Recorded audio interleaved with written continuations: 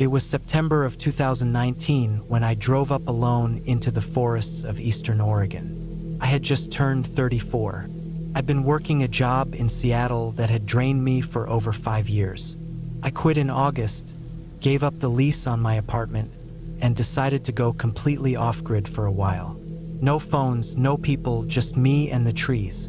The idea came from a buddy who told me about an old logging cabin out in Union County that he and his cousin used once.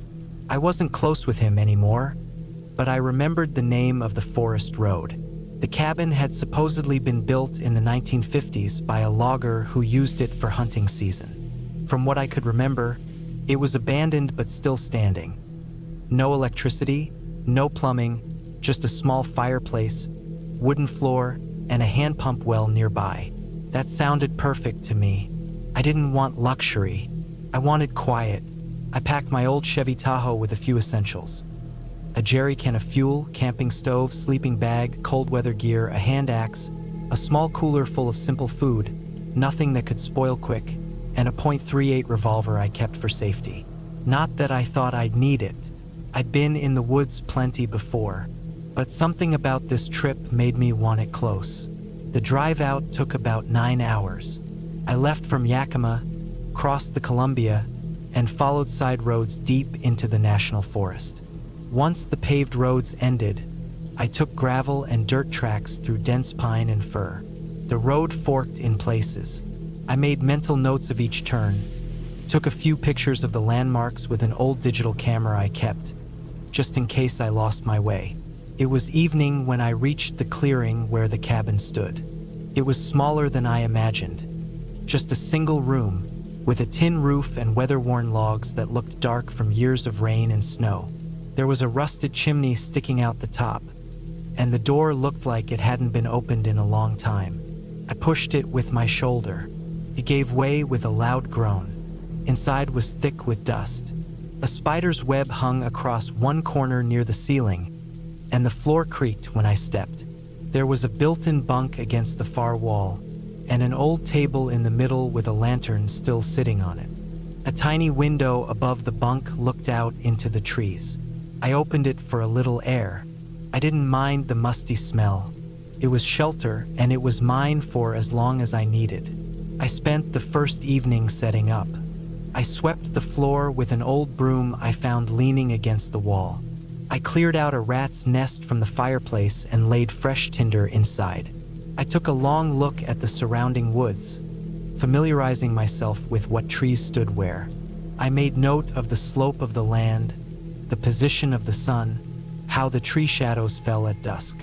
The small details like that matter when you're alone in the woods. That night was quiet. No cell service, no radio, just the sounds of the forest. I lay in my sleeping bag on the wooden bunk, staring at the dark ceiling, listening to the wind. Occasionally I'd hear a snap in the trees or the low hoot of an owl.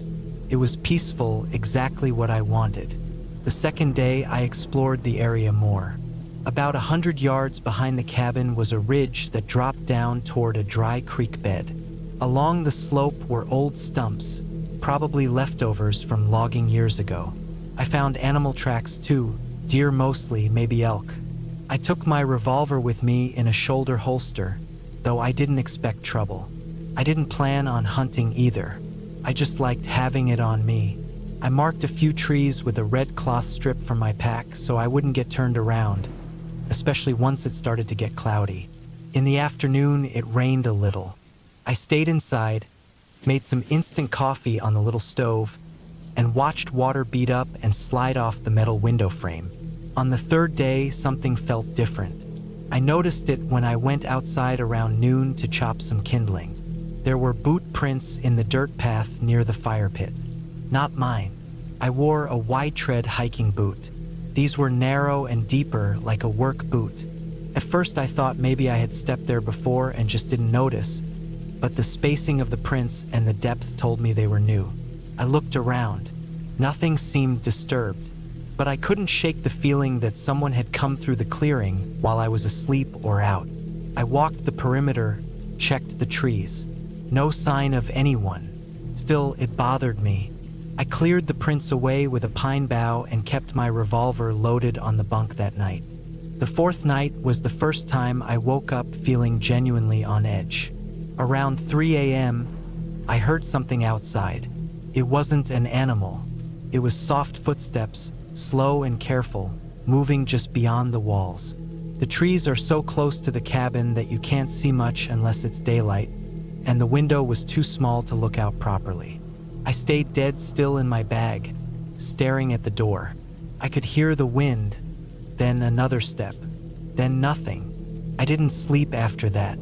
I kept my ears open until sunrise, gripping the handle of the revolver with both hands. When daylight came, I stepped out. Nothing was there, but I found the prints again. Fresh, same shape. Whoever it was, they came back during the night. From then on, I stopped feeling alone out there. I started checking the woods constantly. I stopped venturing too far. I began cooking with less smoke. I kept the window closed at night. Something had shifted. The woods no longer felt empty. I started to get paranoid. Every snapped twig, every rustle of leaves put me on alert. I started locking the cabin door at night using a hook and latch I found in the back wall. A week in, I found something that nearly made me pack up and leave right then. It was early morning. I was walking to check the path I'd taken to the ridge. I had a bad habit of stepping the same trail each day, which I now realized could have made it easy for someone to watch or follow. About a quarter mile in, off to the side, I noticed a small dead pine with bark stripped off one side. I almost passed it until I saw something hanging from a nail driven into the trunk. It was a Polaroid photo, old, bent, sun-faded. It showed the front of the cabin, my cabin, same angle you'd see from the tree-line. The photo had no date, but it wasn't that old, and whoever took it had to be standing right there in the trees, watching. I didn't know what to do. I stood staring at that tree for a long time. Then I took the photo down, folded it in half, and slipped it in my pocket. I didn't want to leave it there. I hiked back with my hand on the grip of the revolver the entire way. That night, I didn't sleep at all. I sat in the bunk with my back to the wall, watching the door, listening. Around midnight, I heard movement again. This time, I didn't wait. I got up slowly, took the revolver, and opened the door fast. There was no one, just darkness, trees swaying in the wind. But the ground in front of the door had new prints. And not just one pair, two, maybe three. They weren't even trying to hide it anymore. I stayed up until sunrise. I kept the fire low and the door shut. When daylight came, I packed my bag. I didn't even eat. I loaded the Tahoe and sat in the driver's seat, thinking. I wanted to leave, but I also didn't want to drive those roads tired, paranoid, half aware. So I told myself I'd leave at noon. That gave me time to rest a little, think straight, and drive out in daylight. Around 10 a.m., I noticed something out the window, movement in the trees, a shape then gone. I stood and went to the door. At first I saw nothing. Then about 50 yards out, behind a thick pine, I saw a man. He was just standing there. He wasn't looking at me. He was turned slightly to the side, like he was waiting or listening. He wore a dark jacket, maybe green or gray, and a cap pulled low. I couldn't see his face. I didn't move. I didn't lift the gun. I just stared. After maybe 30 seconds, he turned and walked back into the woods. Not fast, just calm, like he didn't care that I saw him. I grabbed my keys and drove out immediately. The forest road felt longer than I remembered. Every turn I second-guessed. Every shadow looked like someone standing still. I didn't relax until I hit pavement miles later. I didn't call the police. What could I say? No one broke in. No one spoke to me. There were no threats, just silence. But it wasn't right. I didn't tell anyone about the photo until months later. I keep it in a drawer now, folded like it was that day. I've looked at it 100 times. Sometimes I think there's something in the trees in the background. A shape, a a face, but I can never be sure. I haven't been back to the woods since. I moved to Boise and started a new job in an office. I keep the doors locked. I installed cameras. I double-check windows at night. And sometimes, even now, I wake up at 3 a.m. and listen. Not for ghosts, not for monsters, just footsteps.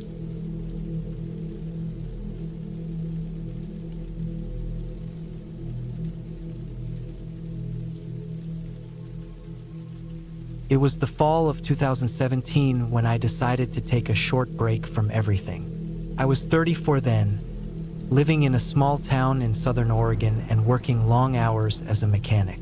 I'd gotten into a habit of doing 12-hour days at the shop, 6 days a week.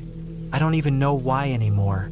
Maybe it was just the routine. But one morning I woke up and felt this heavy pressure in my chest. Not a heart issue, just a kind of emotional weight that made me realize I was worn down, tired of the noise, the people, the grease, the constant ringing of the shop phone. I needed out, even if just for a few days.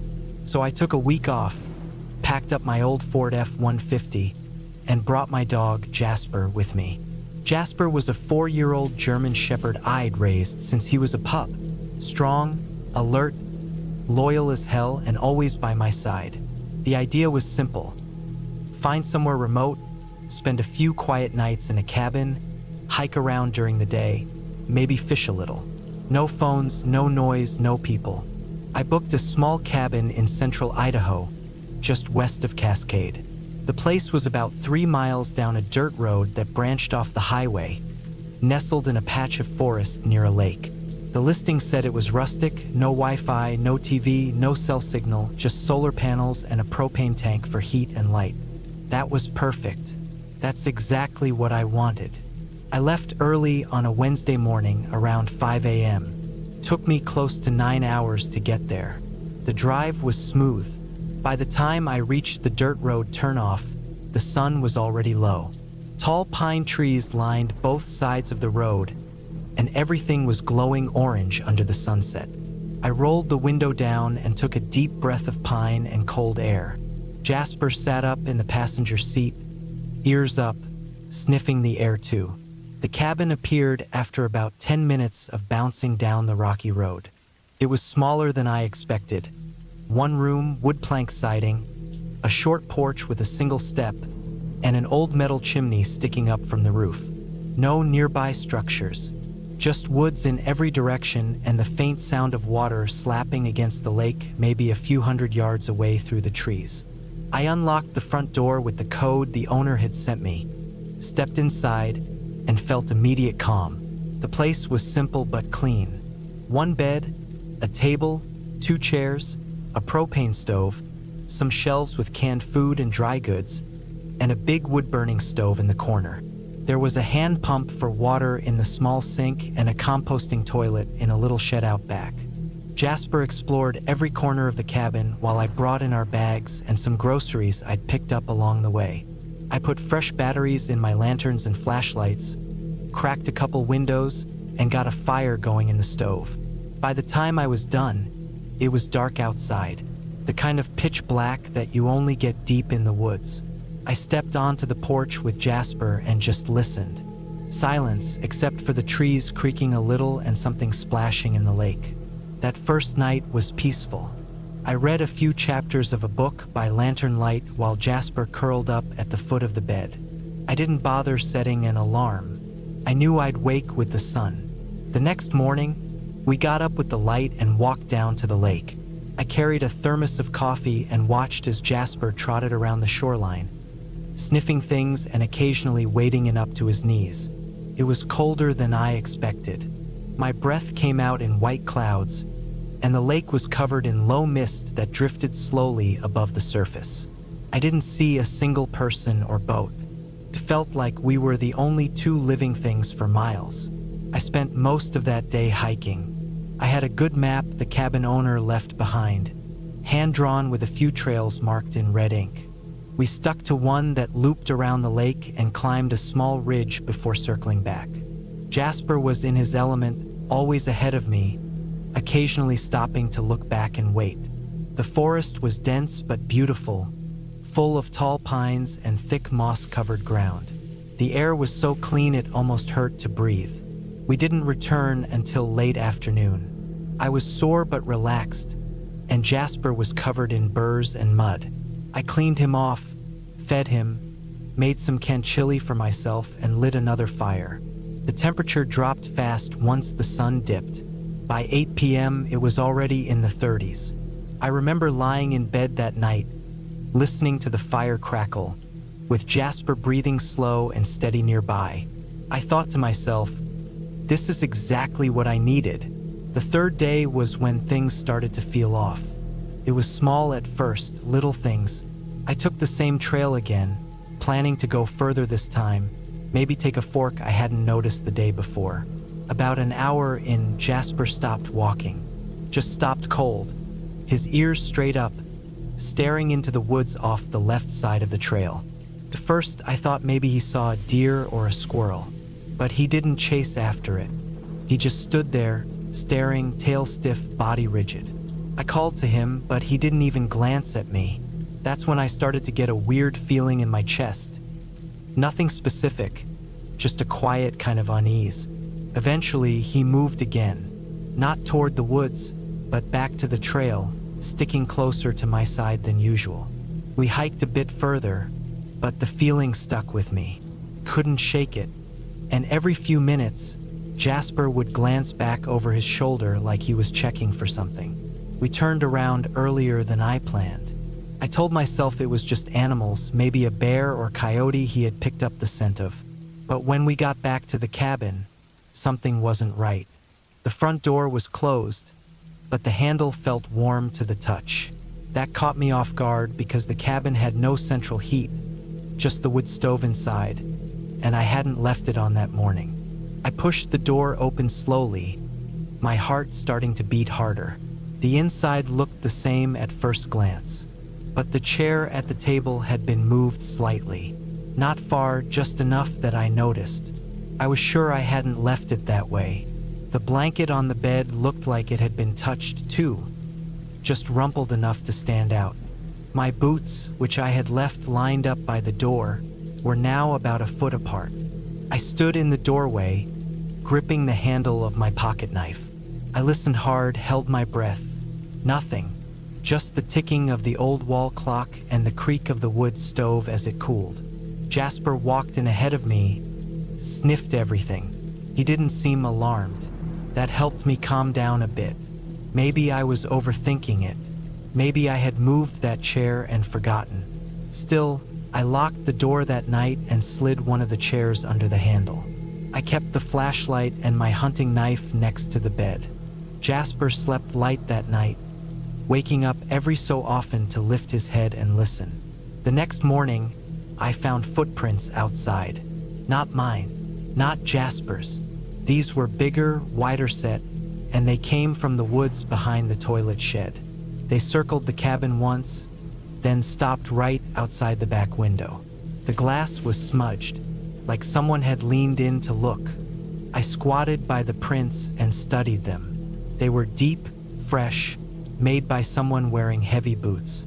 The soil was soft from dew, and the edges were clean. Whoever it was had been standing there sometime after dark and before sunrise. I didn't like that, not one bit. I didn't hike that day. I stayed close, checked the area around the cabin, made sure the truck was still fine. I even walked back down the dirt road a bit to see if maybe someone had parked off the side. No sign of anything. The rest of the day dragged by. I tried to read, but I couldn't focus. Every sound from the trees had me looking up. Jasper was edgy too, ears flicking at every rustle, sitting at the door for long stretches like he was waiting for something. That night, I barely slept. Around 2 a.m., I heard something. Not inside, but close. A crunch. Then another.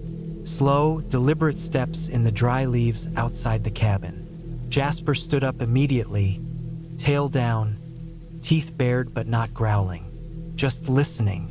The steps moved around to the side of the cabin, then stopped. I turned off the lantern. Total darkness. Jasper moved to the door and sat, unmoving, just staring. I knelt beside him, heart pounding so hard I thought whoever was out there could hear it through the walls. We waited. The steps started again, this time moving away toward the trees behind the cabin. They faded. I didn't sleep after that. At sunrise, I made a decision. We were leaving, early. I packed up fast, loaded the truck, locked the cabin, and we were on the road by 7 a.m. The woods didn't look peaceful anymore. They looked like they were watching me. As I drove down the dirt road, I spotted something in the ditch about a half-mile from the cabin. A pile of cigarette butts, a crumpled food wrapper, and a clear boot print in the mud, pointing toward the trees. Someone had been out there, living out there maybe, watching the cabin, maybe more than one night. I made it back to Oregon that evening, called the cabin owner from a gas station and told him what I found. He didn't say much, just thanked me and hung up. I don't know if he ever looked into it. I never went back. To this day, I don't know who was out there or what they wanted. But I know this much, Jasper knew before I did. If it weren't for him, I probably would have brushed off the weird feeling and stayed longer. Maybe hiked further. Maybe bumped into someone out there who didn't want to be found. Sometimes when I'm walking Jasper through town at night and he stops suddenly to look at a bush or a dark alley, I get that same chill I felt in the woods, like something's there watching. Only now I always listen, and I always trust my dog.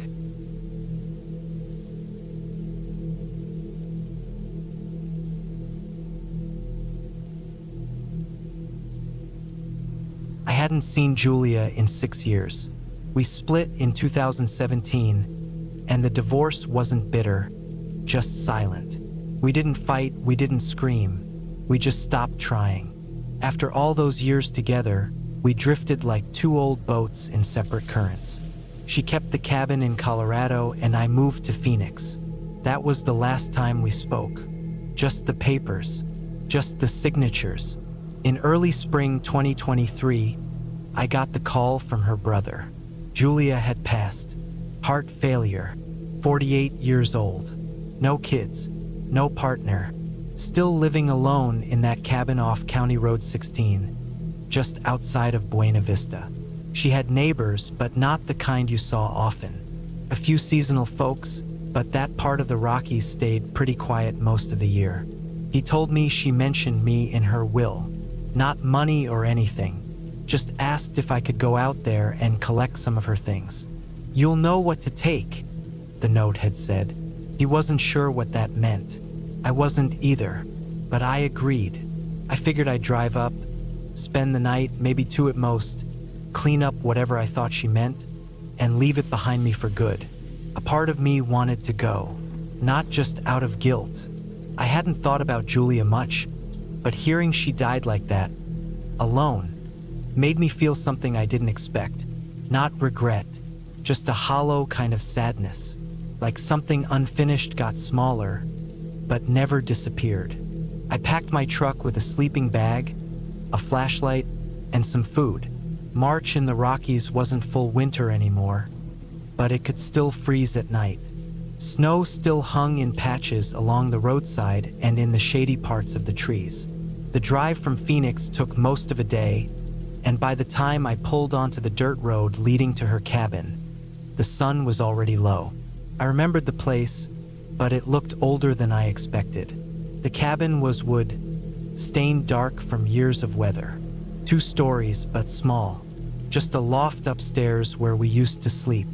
The porch had warped. A few planks were curled up near the edge. The satellite dish was rusted and drooping. I saw the old Jeep she used to drive, still parked under the pines beside the cabin, covered in pine needles and a flat front tire. I killed the engine and just sat there for a minute. The woods were quiet, real quiet, not just peaceful, more like the world had taken a breath and held it. I stepped out. The air was colder than I expected, crisp and damp, like it had rained in the morning. There was a smell I remembered, pine, wood smoke, and something faint underneath it all, like must or rot. The front door was unlocked. Inside, it looked just like it had years ago. Almost nothing had changed. Furniture was in the same place. The small table near the window still had a ring on it from my coffee cup years back. The living room had one of those old wood stoves and a pile of cut logs beside it. The stove was cold, though the last ashes in it looked fresh. Maybe her brother had been here. I checked the fridge, unplugged, cleaned out. Cabinets were half full. Spices, canned soup, dusty cereal boxes. Upstairs in the loft, the bed was made. Tidy. Bare except for a wool blanket and one pillow. That part hit me hard for some reason. I sat on the edge of the bed, feeling the silence pressing in. Her brother had said she was found in the armchair by the fireplace. I stood over it, looking down. The cushion was worn in a distinct way, like she had sat there often, always the same position. A folded blanket was draped over the back, and a small table beside it held an empty tea mug, a book face down, and a flashlight. I spent an hour going through the house. I didn't know what I was looking for, something that told me what she meant by, "You'll know what to take." I opened drawers, looked under furniture, even checked the attic. Nothing jumped out. By dark, I gave up. I lit a few candles and sat in the chair where she died. I thought maybe just sitting there might help me feel closer to her. But it didn't. The room felt cold. Not temperature-wise, just hollow. I didn't sleep much. I lay in the loft with the blanket pulled tight, listening to the wind moving through the trees. Now and then the wood popped in the walls or something shifted on the roof. Every noise stood out, loud and sharp. At one point, I thought I heard footsteps outside. Slow, deliberate steps across the porch. I held my breath, waited. Nothing. By morning, I convinced myself it was a deer or a fox. The next day, I started to box up a few things. Books, photos, her journal, which I didn't read, just placed in a small box. Then I found something strange in the back of the closet in the hallway. An old duffel bag I didn't recognize. It was zipped, tucked behind boots and coats. Inside were notebooks, folders, and a cheap digital recorder. I sat down at the kitchen table and flipped through the contents. The notebooks were filled with Julia's handwriting, but it wasn't her usual stuff. These were lists, timelines, sketches of the property with marks on certain trees or landmarks. One page caught my eye. It was dated just a few weeks before she passed. He was there again, standing near the tree-line. I didn't move. He didn't either. I waited until he was gone, but he comes back. Always around 3:40 a.m. Watching. That didn't sound like the Julia I remembered. I thought maybe she'd been sick for a while, maybe paranoid. I flipped through more pages, each one documenting what looked like sightings. Times, dates, weather conditions. Always the same note. Man near tree-line. Doesn't move. Doesn't speak. Watching. I pushed the notebook aside and picked up the recorder. The battery still worked. I clicked play. Her voice came through, soft and tired. It's March 2nd, 3:51 a.m. He was back. Same spot. No movement. No sound. I turned the porch light on. He didn't react. Just stood there. I don't sleep anymore. I shut it off. My stomach turned a little. Maybe it was just her mind slipping in the last year of her life. Living out here alone can mess with you. I knew that, but still, something felt off. I went outside and walked toward the edge of the woods where she said he'd been seen. The trees were thick there, the undergrowth dense. I looked for boot prints, anything, but snow had melted and refrozen so many times that nothing clear remained. I did find something, though. A small pile of cigarette butts under a tree. Not old. Not new either. Maybe a few weeks at most. Julia never smoked. That evening, I lit a fire in the wood stove and sat on the floor with the recorder, flipping through more of her notes. She had drawn the same man multiple times. Always vague. Tall, heavy coat, some kind of hat. Just a shape, really. No face, no features. That night, the feeling came back. Heaviness. Like the air inside the cabin got thicker, harder to breathe. I tried to sleep again in the loft, but I couldn't. At exactly 3:38 a.m., I woke up without knowing why. I sat up, listened. Nothing. Then the crunch. One step, then another. Outside. Slow, steady, deliberate. My heart froze. I didn't move.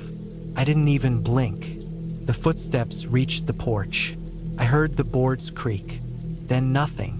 I sat there for 10 minutes, maybe more, holding my breath. The fire had burned low, and shadows danced across the ceiling. I got out of bed slowly and crawled to the window overlooking the front. He was there. I swear to God, he was there. A man stood at the edge of the porch, not facing the cabin, but slightly turned, like he was looking past it into the woods. He didn't move, didn't shift his weight. Nothing. I blinked. He was still there. I stayed low, heart hammering. I wanted to yell, wanted to shine a light, but I couldn't move. Then, just as quietly as he came, he turned and stepped off the porch, disappearing into the trees without a sound. I didn't sleep. At sunrise, I walked out there. The porch showed faint marks in the frost, just enough to tell me someone had been there. I followed the direction he went, weaving through pine and aspen. After 10 minutes of walking, I found something. Plastic chair. Just a regular old patio chair, worn and cracked from weather. It faced the cabin from a small clearing. Around it were cigarette butts, empty water bottles, and snack wrappers, all arranged neatly in a plastic bag beside the chair. He had been watching her, from that spot. For how long, I couldn't tell, but based on the trash and Julia's notebooks, maybe months, maybe years. I went back to the cabin and boxed up the notebooks, the recorder, and a few more things. I wasn't staying another night. I didn't call the police. What would I say? That my dead ex-wife thought someone was watching her and I saw a man standing on the porch? I left the cabin just before noon. I locked the door behind me and threw the key into the woods. I wasn't coming back. Back in Phoenix, I took her things and stored them in the closet. I haven't looked at the notebooks since, but I think about them every night. What gets me isn't just that someone might have been watching her all that time. It's that she knew. She knew and nobody believed her. She died alone in that chair, probably exhausted and scared. And now I carry that truth like a weight. Sometimes, around 3:40 a.m., I still wake up suddenly, and I swear I hear the sound of a footstep outside.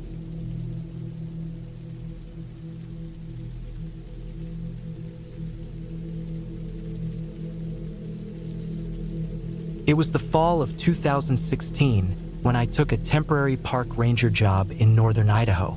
I was 32 at the time, single, no kids, and not exactly tied down. I had worked seasonal outdoor jobs for years, moving state to state, Forest Service, fish and game, trail maintenance, whatever I could get my hands on. I liked the quiet. I liked the woods. I liked being out of cell range and away from noise. That's part of why I said yes when they offered me a month-long posting at a remote cabin in the Selkirk Mountains, not far from the Canadian border.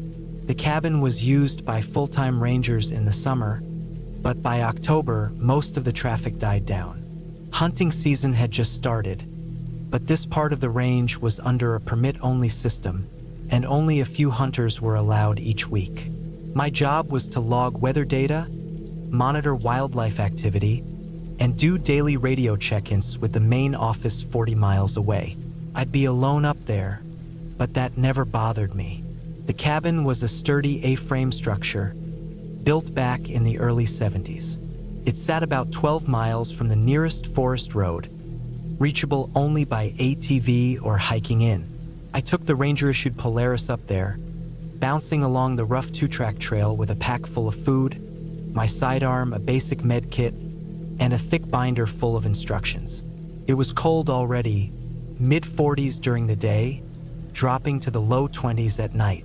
Snow wasn't on the ground yet, but you could feel it in the air. There was no electricity, just a propane stove, a gas lantern, and an old cast iron wood stove. The cabin had one room and a small loft, plus an outhouse about 50 yards away tucked behind some pines. There was a shed out back stacked with chopped wood, a map table inside, and an old twin bed with a thick wool blanket. It was basic, but I liked it. Peaceful. The first week went by slow but smooth. I settled into a routine. Wake up with the sun, brew coffee on the propane burner, log the overnight temperatures from the analog thermometer outside the door, walk the ridgeline trail that looped back to the cabin, scan for wildlife with binoculars, make notes on any tracks or scat I saw, then return by mid-afternoon to do my check-in by radio. After that, I'd chop kindling, read, or just sit out on the front steps and listen to the wind in the trees. I saw elk a few times, heard coyotes most nights, and even caught a glimpse of a black bear moving through a draw below the ridge. But around the start of the second week, something started to feel off. It started with small things. One morning, I woke up and found the front door open. Not wide, just a few inches, but I was sure I'd locked it before bed. I always did. It wasn't windy that night, and the latch wasn't loose. I wrote it off as maybe not shutting it fully, even though I double-checked everything before going to sleep. Then I noticed that one of the fuel canisters was missing from the shed behind the cabin. I'd brought in 4 on the Polaris, 3 small green ones, and 1 bigger white can. I'd been using one of the small ones for the lantern, but the big one was gone. I thought maybe I'd miscounted. I searched the shed, checked the ATV, even walked around the cabin thinking maybe I set it down somewhere dumb, but it wasn't there. 2 days later, I found footprints. They were behind the cabin, near the edge of the tree line, in a patch of soft ground where moisture held the shape. The tread was from a hiking boot, maybe a size 10 or 11. They weren't mine. I followed them for maybe 50 feet before they vanished into harder ground. They weren't deep, which meant whoever it was wasn't carrying a heavy pack. It wasn't one of the hunters either. I had the list of permits, and all of them were camped at least 5 miles south of me. I reported the prints over the radio, and the guy at HQ just told me to be alert. Sometimes people hike up from the other side of the range without permits, trying to poach or just get away from people. He told me to log any more signs of activity, but didn't sound too concerned.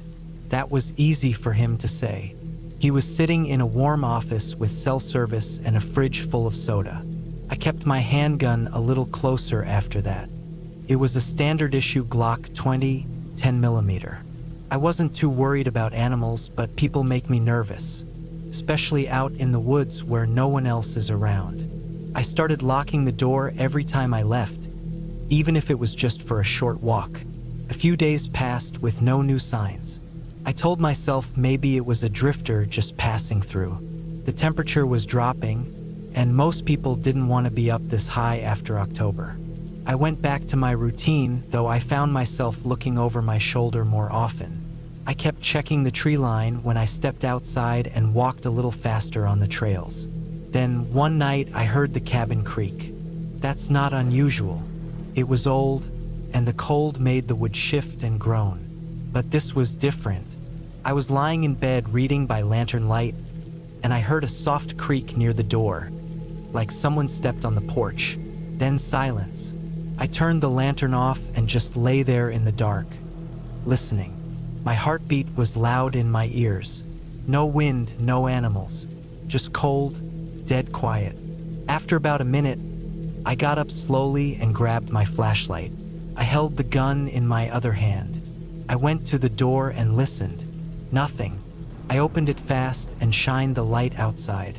Empty. The forest looked back at me, dark and still. I stepped out, circled the cabin with the flashlight sweeping the ground and trees. I didn't see anything, but the feeling in my chest stayed tight. Something had been there. I was sure of it.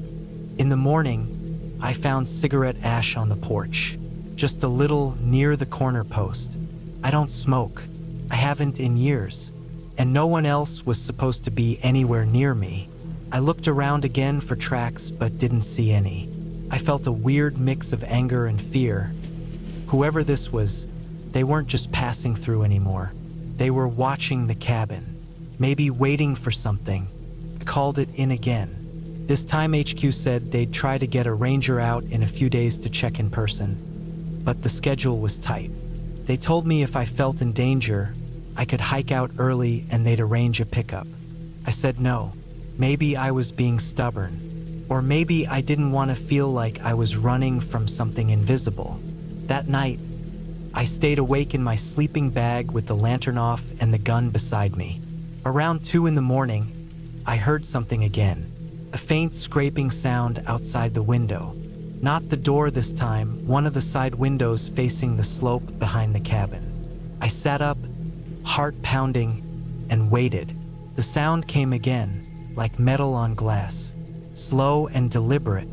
I crept over and peeked out the corner of the window, just enough to catch the edge of the glass. Nothing. The moonlight was weak, filtered through clouds. I couldn't see more than a few feet into the trees. Then it stopped.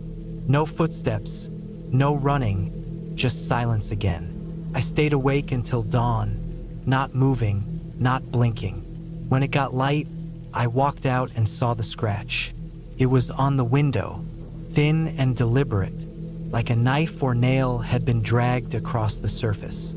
Whoever it was, they were messing with me, testing how far they could push it. I radioed HQ again, more insistent this time. They said a ranger could come up the next day, maybe late afternoon. I agreed to stay one more night. I didn't have much choice. The weather was too cold to try hiking out, and the ATV trail was too rough to make it back after dark. That final night was the worst. I stacked furniture against the door. Not that it would do much, but it made me feel better. I loaded the Glock and kept extra rounds on the table. I didn't sleep. I sat in the chair facing the door with the lantern off and a blanket over my lap.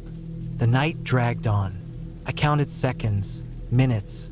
My ears hurt from the silence. Then, around 3:40 a.m., I heard footsteps on the porch. Slow, heavy. One step, then a pause, then another. They weren't trying to be quiet. I gripped the gun tighter. The steps stopped right outside the door. I held my breath. Nothing, just breathing. Not mine, someone else's. I could hear it through the thin wood, steady and calm. Then came the knock. 3 soft taps. Not hard, just enough to be heard. I didn't move. I didn't respond. The breathing stayed for a few more seconds. Then the steps backed away. I listened to them fade into the forest. The next day, the ranger showed up. A guy named Roy. He was in his late 40s, tough and no nonsense. I told him everything. He looked around, saw the scratch on the glass, the cigarette ash, the footprints. He didn't say much, but he didn't act surprised either. He said there'd been stories about people living off the grid out here. Survivalist types, sometimes ex-cons, people who didn't want to be found. Some just wanted space. Others were dangerous. Roy stayed with me that night, and in the morning we both rode out. He said they'd close the cabin early for the season and file a report. That was it. I haven't gone back to that cabin since. I don't plan to. Whoever that was, they knew I was alone. They knew how far I was from help. They knew my patterns, my schedule, where I slept. They didn't break in or attack. But they didn't have to. They wanted me to know they were there. That was enough. And it worked.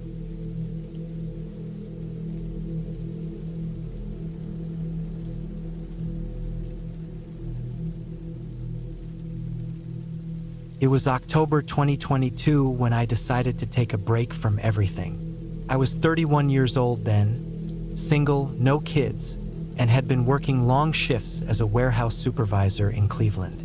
I had started to feel that dull hum in my chest every morning, that heavy, tired feeling that comes when you go through the same thing every single day. Wake up before sunrise, commute, lift, yell, eat lunch standing, go home, sleep, repeat. Weekends didn't feel like rest anymore. They just felt like shorter versions of the weekdays. So I took a week off. I remembered a cabin my uncle used to take me to when I was a teenager. It was deep in the woods outside a small town called Hamlin in northern Pennsylvania. The place hadn't been used in years, but I had the keys and knew the trail. It sat by a quiet lake, down a winding dirt path no longer marked on any modern GPS. The cabin wasn't much, just a single bedroom, a small wood stove, and a deck that faced the water. It wasn't connected to any power grid, no internet, no plumbing. You had to haul in water or get it from the lake and bring everything you planned to use. And that was exactly what I needed. No noise, no people, no pressure. Just air, trees, and quiet. I packed up the basics: canned food, propane stove, sleeping bag, some extra batteries, lantern, a revolver I kept mostly for bear safety, and enough firewood to last a few days. My plan was to stay for 5 nights, maybe hike around the lake, fish, sleep in late. I didn't tell anyone the exact location, just mentioned I'd be in the woods and left a general area with my friend Mike. Cell reception was spotty out there, and I didn't expect to be reachable. That was part of the draw. I got to the trailhead around noon and parked in the small clearing that used to be part of an old Forest Service road. From there, it was about a 40-minute hike to the cabin. I had a rucksack on my back and a smaller cooler strapped to a sled I dragged behind me. The air was crisp and cool, the trees full of orange and yellow, and the only sound was the wind and the occasional crack of a branch underfoot. I hadn't seen another car for miles, and once I was out of sight of the road, I felt like I had left the world behind. By the time I reached the cabin, I was sweating a little, but it felt good. The place looked almost exactly how I remembered it. Wooden steps, slightly tilted. A screen door with a bent corner. Windows clouded with dust and age. But it was still standing, and when I opened the main door, the inside smelled like dry wood and cold air. I checked for animals or signs of squatters, but everything seemed untouched. The mattresses were old but clean enough. No mice droppings or nests. I set up my lantern and started unpacking. That first day went smooth. I boiled some water on the propane stove and made coffee while sitting on the deck, watching the light shift on the surface of the lake. It was calm like glass. I didn't hear a single plane overhead or see any lights across the water. Just trees and quiet.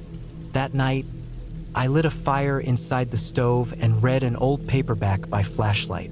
When I laid down to sleep, the silence was so thick it almost had weight. I heard a few night sounds, maybe a raccoon or some deer crunching through the leaves, but it didn't bother me. It wasn't until the second night that I started to feel strange. I had spent the day hiking the ridge trail that wrapped around the far side of the lake. It was slower going than I remembered, more overgrowth, more fallen branches, but I made it to the other end by early afternoon. I spotted an old deer blind in the woods, half rotted and covered in moss. That part of the forest felt heavier somehow. I remember getting this odd tightness in my stomach when I passed it, like a subtle warning. But I brushed it off and made my way back before sunset. Back at the cabin, I heated up a can of chili and ate on the deck again. The air had cooled down fast, and I could see my breath a little. I was just finishing up when I heard a sound from the trees. Not close, not loud. Just a single, sharp crack like a thick branch snapping. It came from up the trail I had used to hike in. I stood still, listening. The forest was quiet again. I figured it was probably just a deer. Still, I went inside and locked the door. That night, I had trouble sleeping. I kept hearing things. Light footsteps, maybe. Scraping noises outside. But every time I looked through the window or stepped out with my flashlight, I saw nothing. The sounds would stop, and the woods would be dead still again. I told myself it was probably a raccoon, maybe a porcupine. Nothing worth worrying about. The next morning, I found something strange. On the edge of the deck, right near where the steps met the ground, was a small pile of smooth stones stacked on top of each other. 6 of them, balanced neatly like a tiny cairn. I hadn't done that. I was sure of it. I hadn't even seen any stones like that near the cabin. They weren't dirty or covered in moss. They looked like they had come from a creek bed, flat, gray, clean. I looked around for tracks but didn't find any. The ground was packed with leaves. Hard to tell if anyone had walked there. Still, it made my skin crawl a bit. I knocked the stack over and tossed the stones into the woods. That afternoon, I stayed closer to the cabin. I kept my revolver holstered on my hip just in case, but I didn't see anything else strange. Still, the air felt heavier. I started noticing how quiet everything had become. No birds, no squirrels. Even the wind seemed slower, just the occasional rustle in the brush far off.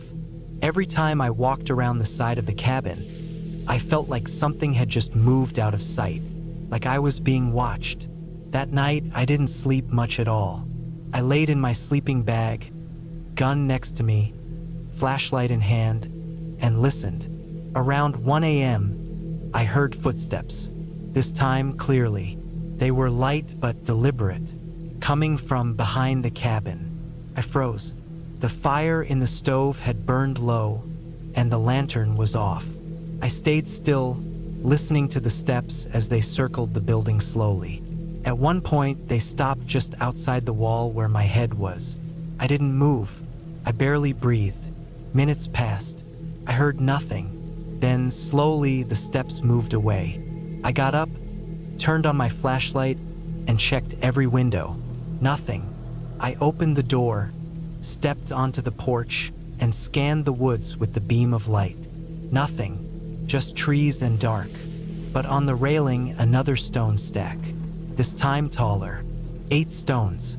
I swept it off and locked myself inside. I kept the revolver close and didn't sleep. The next morning, I made up my mind. I was done. 5 nights was too long. I would leave that day.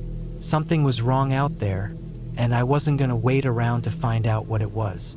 I packed everything fast, stuffed my gear into the rucksack, rolled up my sleeping bag, and strapped the cooler to the sled. I was almost ready to go when I noticed something else. On one of the trees facing the cabin, just about eye level, was a mark. It hadn't been there before. It was a rough X shape, carved deep into the bark with something sharp. Not with a knife, it looked like it had been done with a chisel or a hatchet. It looked recent. Fresh shavings still clung to the cut. I looked around at the other trees. 3 more had the same mark. I didn't wait any longer. I headed down the trail at a fast pace, dragging the sled behind me. My head was on a swivel the whole time. Every crack of a branch made me jump. Every shadow looked like it was moving. About halfway to the car, I started to get that feeling again, that someone was behind me. I stopped and turned around twice. Nothing. When I finally saw my car through the trees, I felt some relief, but it didn't last. The back window was smashed in. The driver's door was hanging open. I stood there, stunned. My keys were in my pocket, so whoever had been out there had broken in without trying to steal it. I approached slowly, revolver in hand. The inside of the car was mostly untouched. Glove box open, some papers tossed. The only thing missing was the emergency kit I kept in the trunk. It had a hatchet, rope, first aid supplies, some food rations. I didn't waste time. I got in, started the car, and drove until I had signal again. I called Mike, told him I was fine, just cutting the trip short. I didn't mention anything else. I filed a report with the local sheriff's office later that day, told them about the break-in, the stone stacks, the footsteps. They were polite but uninterested, said it was probably some kids messing around. But they took the report and thanked me. I never went back to that cabin. A few months later, I heard that a hiker had gone missing near Hamlin. A guy in his late 20s, vanished without a trace. Last seen parking his car near a trailhead. Same trailhead I had used. They never found him. Sometimes I still think about those stone stacks, how precise they were, how quiet the woods became, and how whoever or whatever was out there never said a word, never left a message, just signs, marks, steps in the dark. And sometimes I wonder if they had been watching me long before I noticed. But most days I just remind myself, I got out, and I'm never going back.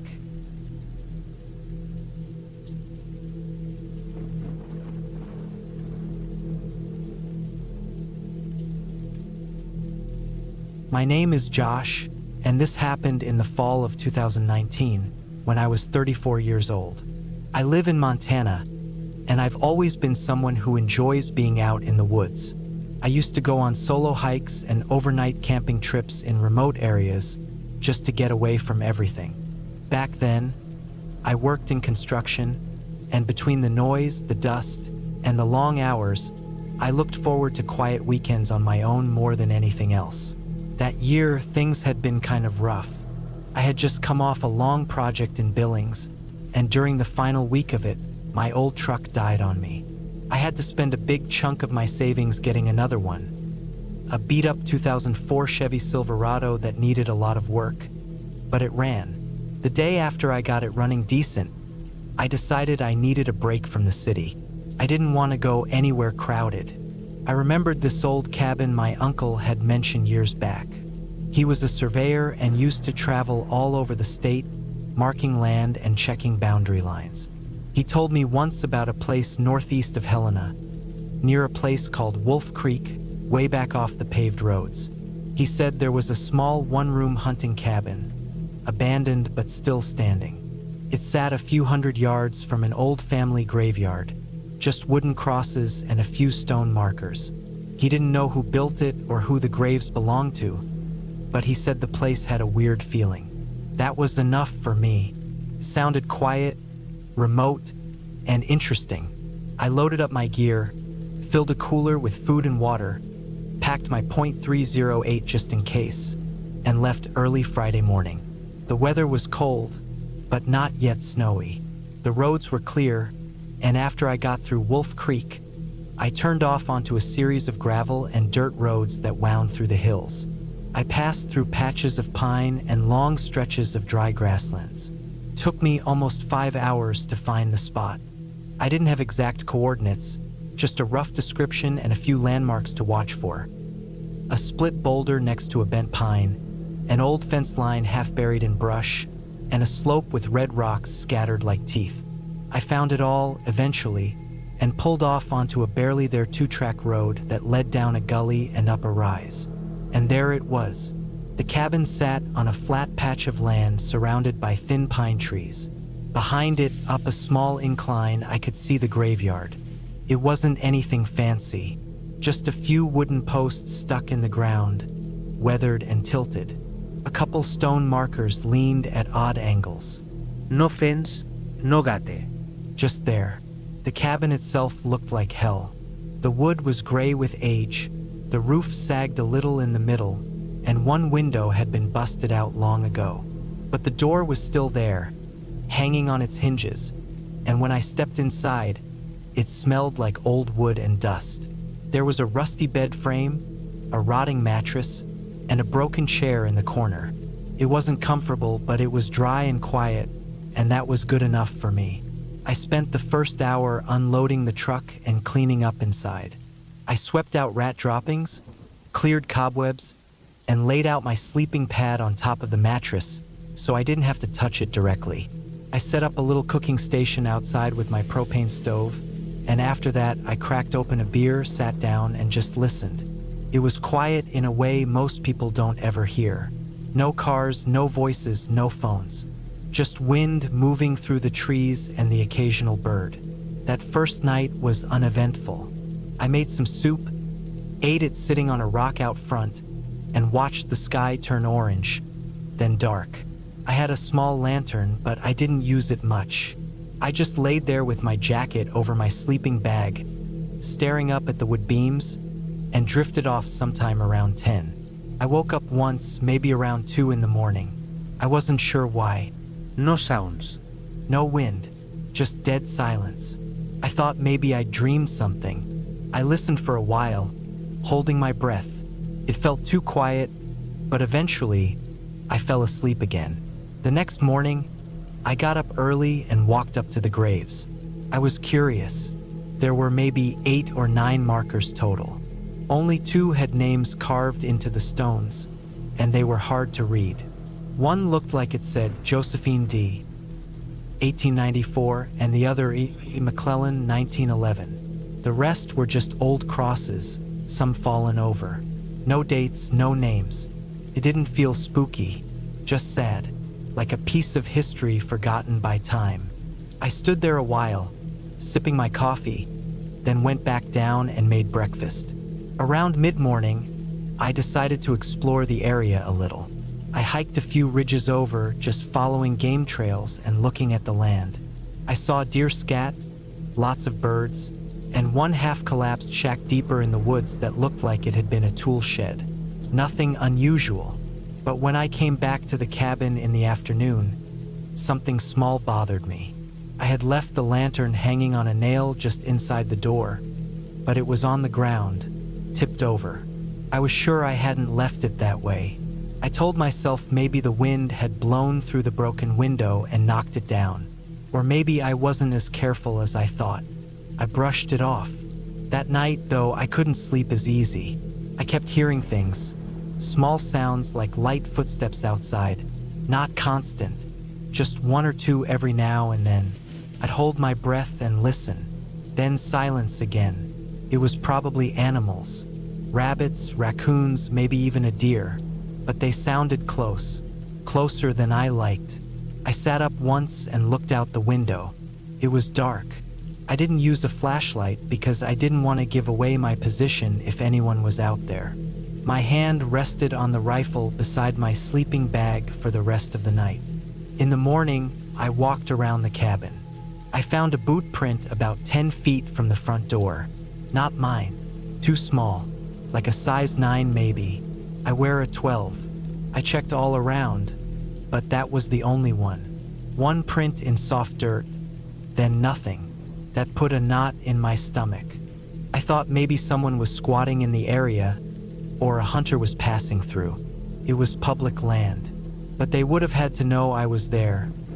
My truck was parked out front. Why sneak around at night? I made the decision to stay one more night and leave in the morning. I was already packed light, and I didn't feel like rushing. I still tried to enjoy the rest of the day. I stayed close to the cabin, gathered wood, cooked early, and kept my rifle close at all times. That night, I locked the cabin door with a makeshift wedge, just a thick branch jammed under the handle. I kept my boots on, slept light, and didn't drink anything. I was alert. Around 1 in the morning, I heard something, a soft knock, not on the door, on the wall near the back. Just one knock, then silence. I didn't move. I just laid there with my heart hammering in my chest. After a few minutes, I heard another sound, dirt crunching, footsteps, slow, one at a time circling the cabin. I stayed still, rifle in hand. The steps stopped at the window. I heard breathing, just for a second, then nothing. I waited until sunrise. I didn't sleep at all. When it was light, I stepped outside, rifle shouldered. No one around. I walked the perimeter, checked for tracks, but the ground was dry and hard-packed. Nothing obvious. Then I saw something that made my stomach twist. Up by the graveyard, one of the wooden crosses had been pulled out of the ground and laid flat. Not broken, just moved. That was it for me. I packed up in 10 minutes, left the rest of the firewood behind.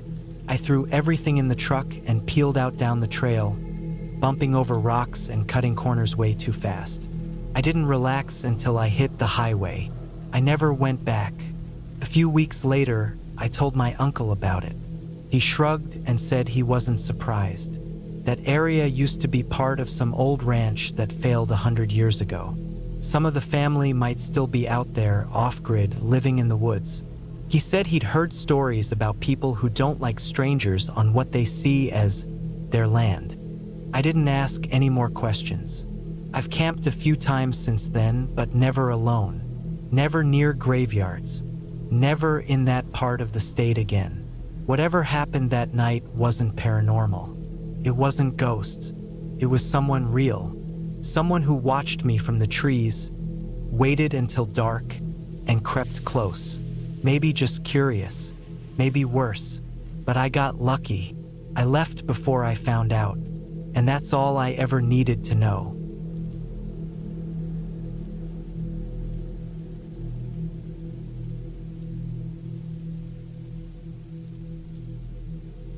It was the spring of 2018 when I decided to take a break from everything. I was 29 years old then, burned out from working construction jobs all around Nashville. I needed a break, even if it was just for a week or two. I had some money saved up, and I figured I'd take a trip out to the countryside. My old high school buddy, Matt, had told me about a family-owned farm his uncle left behind near a small town called Camden. He said it had been abandoned for years but was still standing. The main cabin on the land had no electricity or running water, but he said if I just needed peace and quiet, it was the place to go. I jumped at the idea. I borrowed his directions, packed up my truck with enough canned food, water, a battery-powered lantern, a sleeping bag, a small camping stove, some tools, and a shotgun just in case. It was about a 3-hour drive west of Nashville, mostly through winding back roads and old country highways. The deeper I got into Benton County, the more the surroundings felt untouched. Endless fields, scattered woods, rusted barns, and rundown homes that looked like they hadn't seen people in decades. The road leading up to the property was a narrow dirt path, more weeds than road. Tree branches scraped the sides of my truck as I slowly pushed through. Eventually, the trees opened up to a wide field, and there it was. An old, one-story log cabin with a small porch, tilted slightly to one side like it was leaning from exhaustion. A collapsing barn stood in the distance, half swallowed by tall grass. Beyond that, the tree line pressed close. The whole place felt isolated in a way that was hard to describe. Quiet didn't even begin to cover it. The air felt heavier out there. Not dangerous, just different. I parked near the cabin, got out, and stretched. The place smelled like wild grass, sun-baked wood, and damp earth. I walked up the steps to the porch. One of them creaked and cracked under my foot. The door was unlocked, just like Matt said it would be. Inside, the place was dark and stale. Dust covered everything: counters, shelves, floors.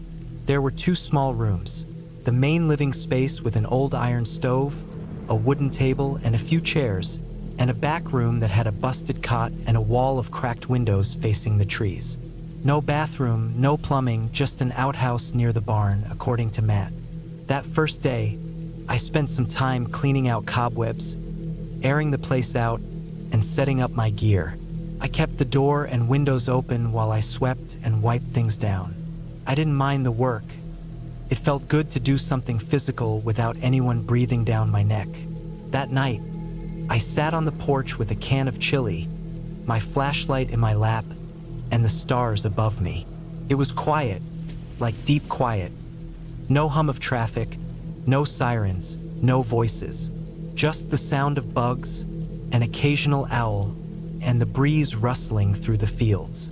I went to bed early, laying my sleeping bag out in the main room on the wooden floor. I left the shotgun next to me just in case. It was just me out here.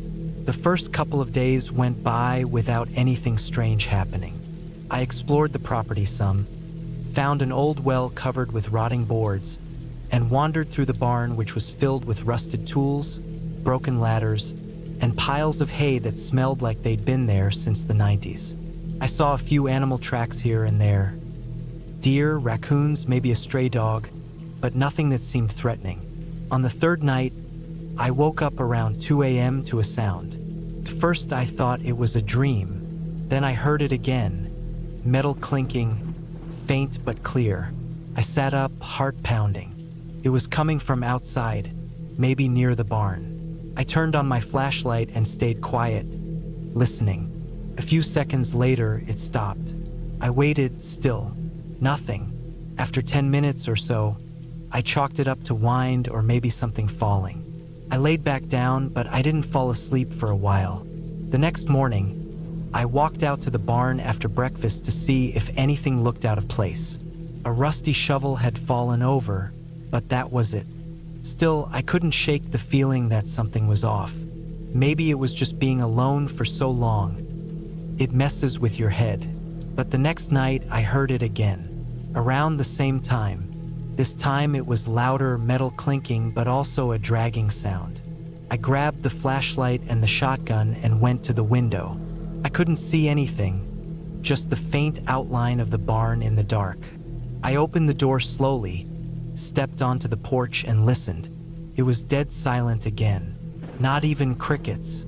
I walked out to the barn. Every step felt louder than it should have been. The door was slightly ajar, and I could see my breath even though the night wasn't cold. That was the first time I really felt scared. Not just nervous, scared. I stepped inside and swept the flashlight across the interior. Nothing moved, just the same clutter of tools, beams, and hay. But then I noticed something new. A set of tracks in the dirt. Not animal tracks, boots. Fresh. They led to the back of the barn where an old tarp was draped over something large. I followed slowly, heart thudding. I lifted the edge of the tarp and shined the light underneath. It was a cage.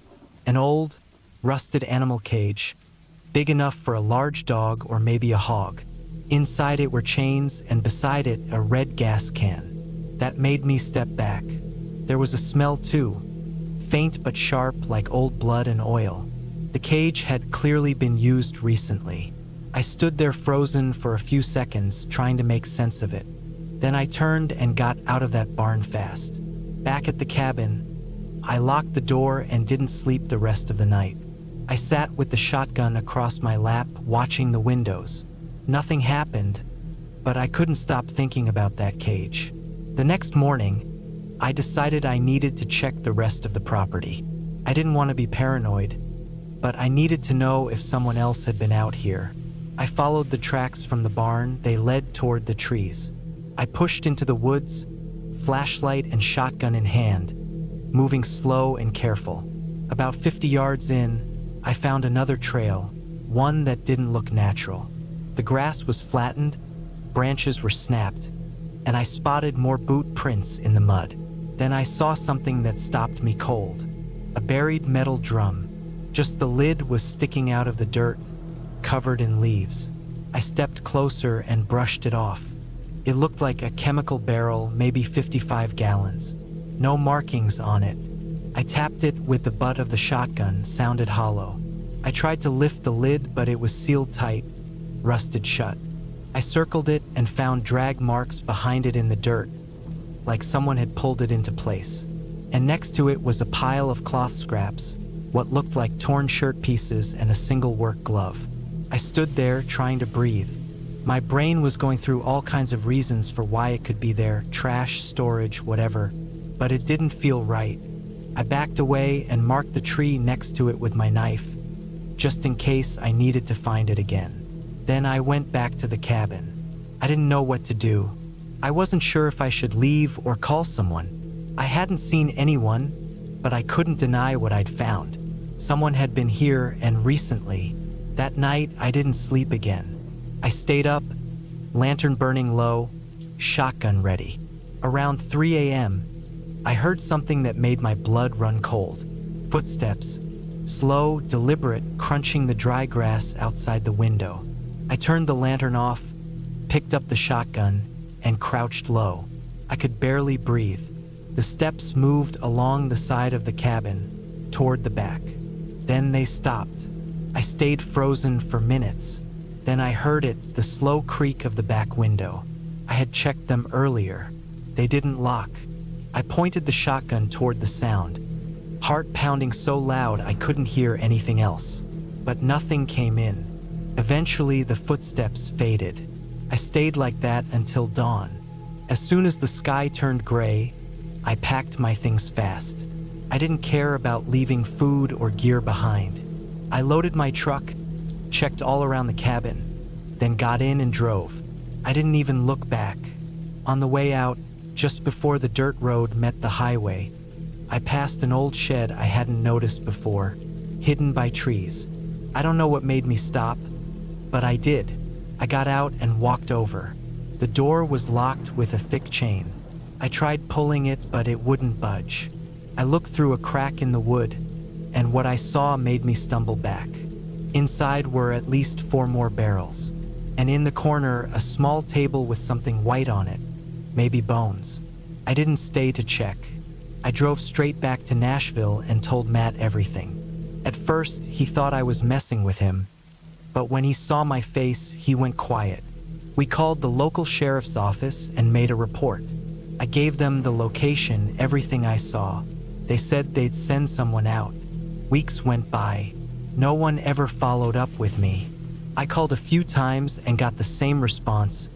We're looking into it.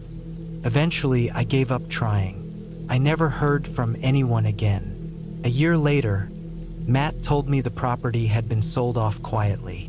He didn't know to who. To this day, I don't know what exactly I walked into out there. But I know someone had been using that cabin and that barn and that shed for something they didn't want anyone to find. I know I was being watched. I know the footsteps were real. And I know I got out just in time. I haven't been back to the country since. And I never will.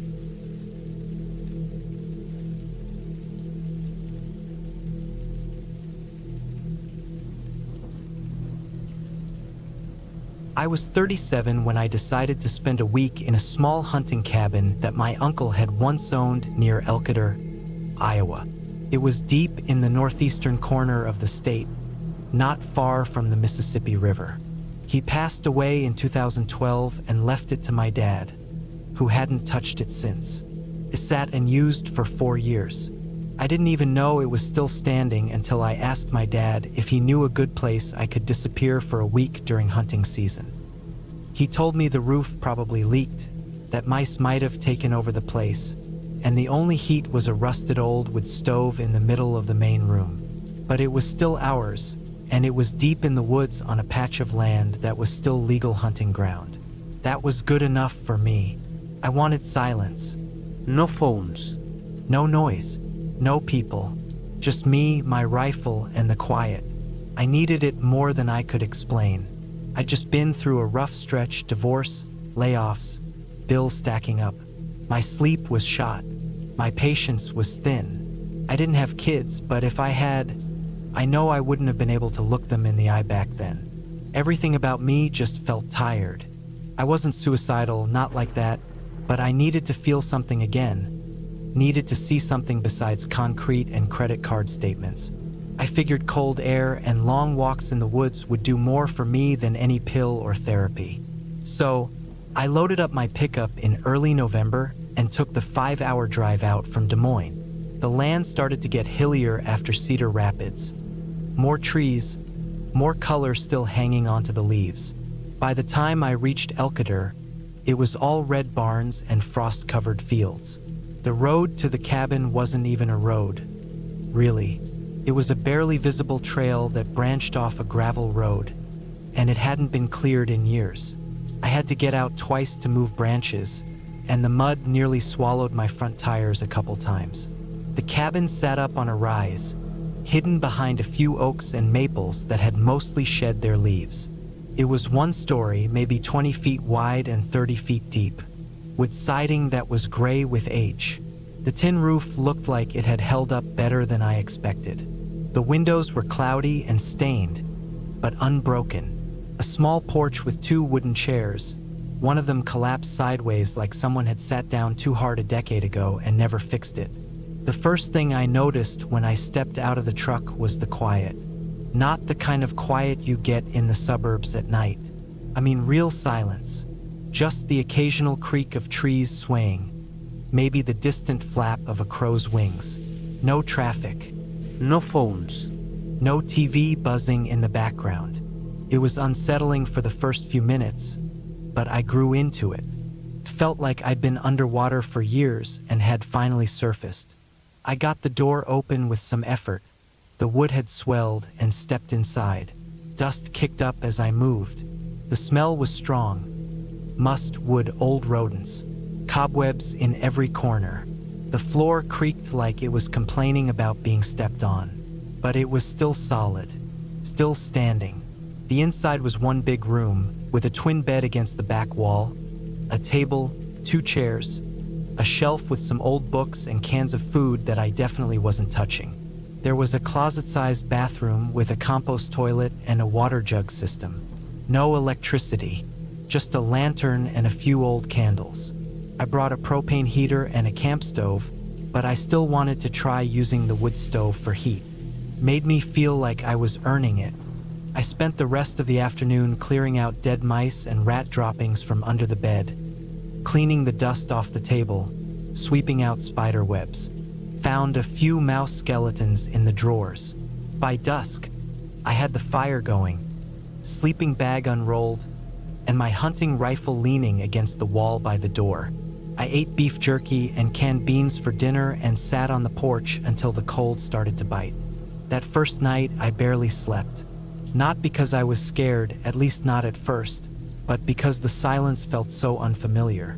Every creak and pop of the cabin frame made me sit up and listen. Once, I thought I heard a footstep on the porch. Just one. But I figured it was in my head or maybe a raccoon. Still, I kept the rifle by the bed. The next morning was cold. Frost on the inside of the windows.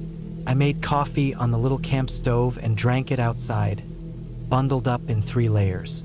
Around 6:30 a.m., I grabbed my rifle, backpack, and gear and started my hike up into the woods.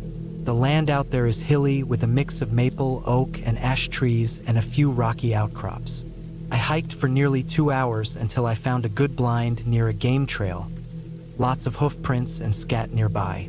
I set up and sat still for a long time, listening to the wind, hoping to catch sight of a deer. By late morning, I saw movement and got my first shot.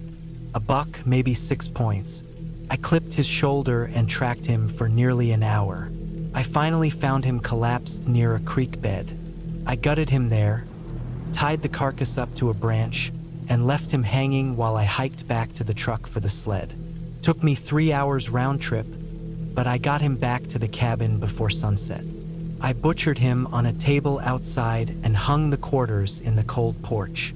My hands were raw and stiff with cold by the time I finished. But it felt good, real, like I'd done something with my hands that mattered. That night, as I sat by the wood stove, I heard the sound again. A thud on the porch. Not a light step, more like something dropped. I froze. The fire popped. I listened. I didn't hear footsteps. No breathing. Just that one sound. I waited, rifle across my lap, until the fire burned down low. I finally opened the front door with the barrel of the rifle leading. Nothing. Just frost, and one of the quarters from the buck was missing. It had been hanging on the porch hook, and now it wasn't there. I stepped out with my flashlight, and the beam caught the drag mark.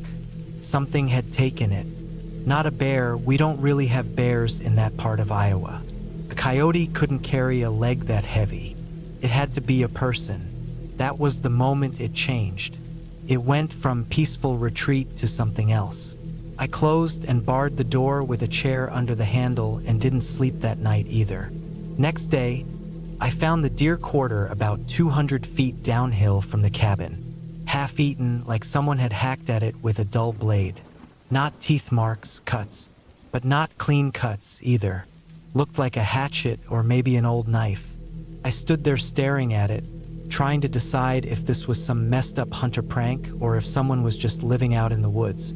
Either way, I felt watched. I could feel it on the back of my neck.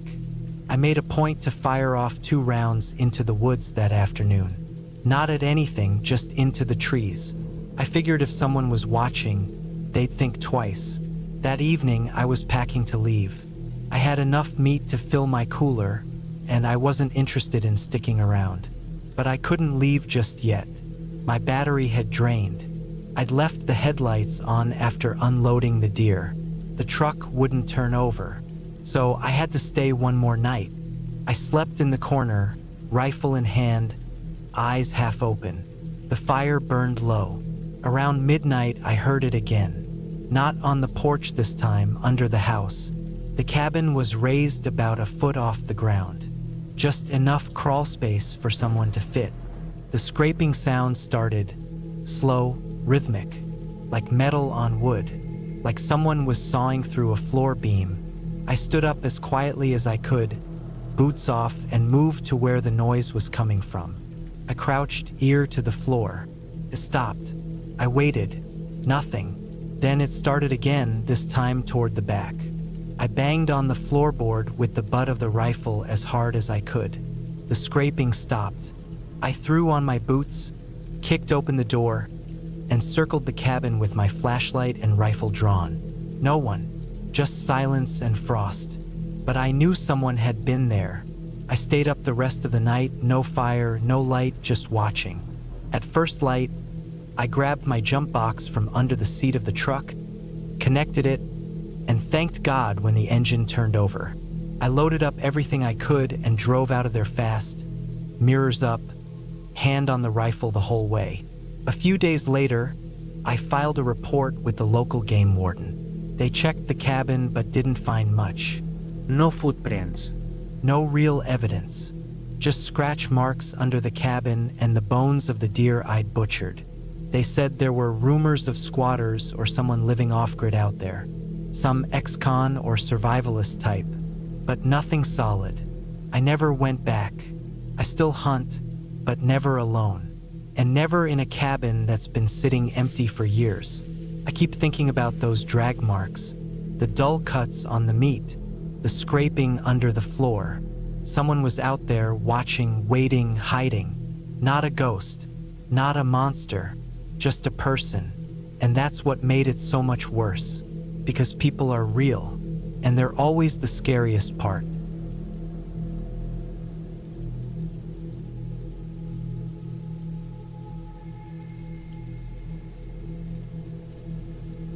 I was 33 years old when I spent a week alone in a cabin in the Scottish Highlands.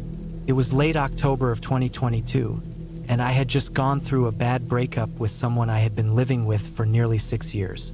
My job had me worn down, and everything in my flat reminded me of her. I wanted space, but not just space. I needed to feel like I had left everything behind for a while. I searched for something quiet and remote. I found a listing online for a timber lodge cabin about 20 miles outside a small town called Pitlochry. It looked peaceful, surrounded by pine woods, and the listing promised no cell service and no Wi-Fi. That sounded like heaven at the time. I booked it for 7 days. The drive up was beautiful, mostly empty roads and fading autumn trees. The colors were dying, rust reds and smoky yellows, and there was a chill in the air that let you know winter was crawling in early that year. The last hour of driving was up a thin, broken road barely wide enough for one car. Moss grew thick on either side of the gravel, and I didn't see another person or vehicle the entire time. The cabin finally appeared through the trees, small and dark, built on a slope that overlooked a patch of water so still it looked fake. There was no caretaker to greet me. The owners had left a key inside a tin box under a heavy rock by the door, and a typed-up welcome letter was on the table inside. The whole thing was very minimal. No television, no radio, just a wood-burning stove and a stack of firewood by the back door. There was electricity and plumbing, though, and the place didn't smell like rot or mold, which I had half expected. It was clean, quiet, and for the first time in months, I felt like I could hear myself think. The first 2 days were uneventful in the best kind of way. I slept long hours, made tea, sat by the little window in the kitchen, and read some book I'd brought and barely touched back home. I walked through the woods a little each day, not too far at first, just enough to stretch my legs and get a feel for the place. The paths weren't really paths, just areas where the ground wasn't choked with thick undergrowth. The trees were old and close together, and the air always smelled like wet bark and fallen leaves. I didn't see another person the whole time. On the third evening, something shifted. It was just before sundown. I had gone for a longer walk than usual, probably about 2 hours out from the cabin, and I didn't bring my torch with me because the sky was still a pale gray and I figured I'd make it back before dark. I was wrong. The trees thickened the farther I went, and when I finally turned back, the sun dropped behind the ridge too fast. The woods went dark almost instantly. I knew the general direction back, but in the trees, your sense of distance and time gets strange. I kept walking, listening to my boots squish into damp earth, trying not to think about what I'd do if I actually got lost. That's when I saw her. At first, I didn't know what I was looking at. Between two trees up ahead, maybe 15 yards away, I saw what looked like a person just standing still. It was already dim enough that I couldn't see her face or any features, just her shape. She wasn't moving, not even swaying like you'd expect someone would in the cold. Just still, watching. My stomach tightened, and I stopped walking. I told myself it was probably just another hiker, but that didn't make sense. Nobody hikes out here this late in the evening, not without a torch or bright gear. She wasn't wearing anything reflective. It looked like she had on an old coat that hung down past her knees. Her arms were at her sides, and I couldn't even tell if she had a hood up or if her hair was just long. I turned my eyes away for a second to look around, and when I looked back, she was gone. I don't mean she walked off. I mean she wasn't there anymore. It didn't make sense. There was nowhere to go quickly from that spot. The trees were thick, and the ground was wet and loud with leaves. I didn't hear a single footstep. I walked faster after that. I didn't run, but I wanted to. Every step felt like something was behind me, even though I never looked. I made it back to the cabin just before it went completely black. I locked the door and didn't sleep well that night. I kept trying to convince myself I was imagining it. Maybe it was a tree, maybe a shadow. My mind was tired. I hadn't talked to another human in days. The next morning, I walked out to the edge of the woods with a hot mug of coffee and stared in the direction I had seen her. I didn't go in. I just stood there for a while. The birds were quiet, and the forest looked thicker than I remembered. I shook it off and tried to distract myself with small tasks. Sweeping the cabin, chopping wood, walking down to the water. I didn't see anyone the whole day, but the sense that I was being watched didn't leave. That night, just after midnight, I woke up to a noise. It wasn't loud. It was light and rhythmic, a soft scraping. I sat up in bed and listened. The sound came again, like something brushing lightly against the side of the cabin. Not quite scratching, more like dragging. I stayed in bed, heart pounding, holding my breath. I wanted to believe it was a branch swaying in the wind, but there was no wind. Everything outside was still. I stayed awake until dawn, clutching the fire poker I'd taken from the fireplace. The next morning, I went outside and looked around. There were no marks on the side of the cabin. No fallen branches. Nothing. I checked the back, too, and that's when I noticed something that made my stomach twist. There were small, round patches of mud near the back steps, like someone had been standing there barefoot. Not deep footprints, just dirty impressions on the wooden boards. They weren't mine. I didn't have cell service, but I packed a bag and hiked 2 hours into the direction of the road, where the reception sometimes flickered in and out. I texted my brother back in Edinburgh. I didn't want to make a big deal of it, so I just said I thought I saw someone in the woods and that it made me uneasy. He told me to call the police if it got worse. I didn't know what I'd even tell them. I stayed the rest of the day by the fire. I didn't sleep. On the 5th day, I found something hanging on a tree branch just outside the cabin. It was a long strand of hair tied in a knot. Human hair, dark brown, maybe black. It was wrapped around a thin stick like a small bundle. I took it down with a cloth and burned it in the stove. I felt sick. That wasn't something you just found by accident. Somebody had put it there, and not recently either. It looked damp and rotted at the edges, like it had been there overnight in the dew. I didn't even go inside after that. I grabbed my bag, tossed in what I could, locked the cabin out of habit, and started walking. I wasn't waiting for the week to end anymore. I was done. I walked fast, almost jogged, until I got to the spot where my car was parked off the road. When I got there, I found both my tires slashed on the right side. Not flat from age or damage, cut, clean and deep. I stared at the rubber for a long time. There were no other cars, no other signs of anyone being up there. Just me. I didn't cry or scream or anything like that. I just sat on the hood of the car and waited. I figured someone would drive by eventually. It took almost 4 hours before an older man in a Land Rover came by and stopped. I flagged him down and explained that my tires had blown. I didn't mention the woman. He gave me a ride into Pitlahry, and I paid to have the car towed and fixed. I spent the last night in a cheap room above a pub. I didn't go back to the cabin. A few weeks later, I called the owners and told them about the damage to the tires and that I thought someone had been around the property during my stay.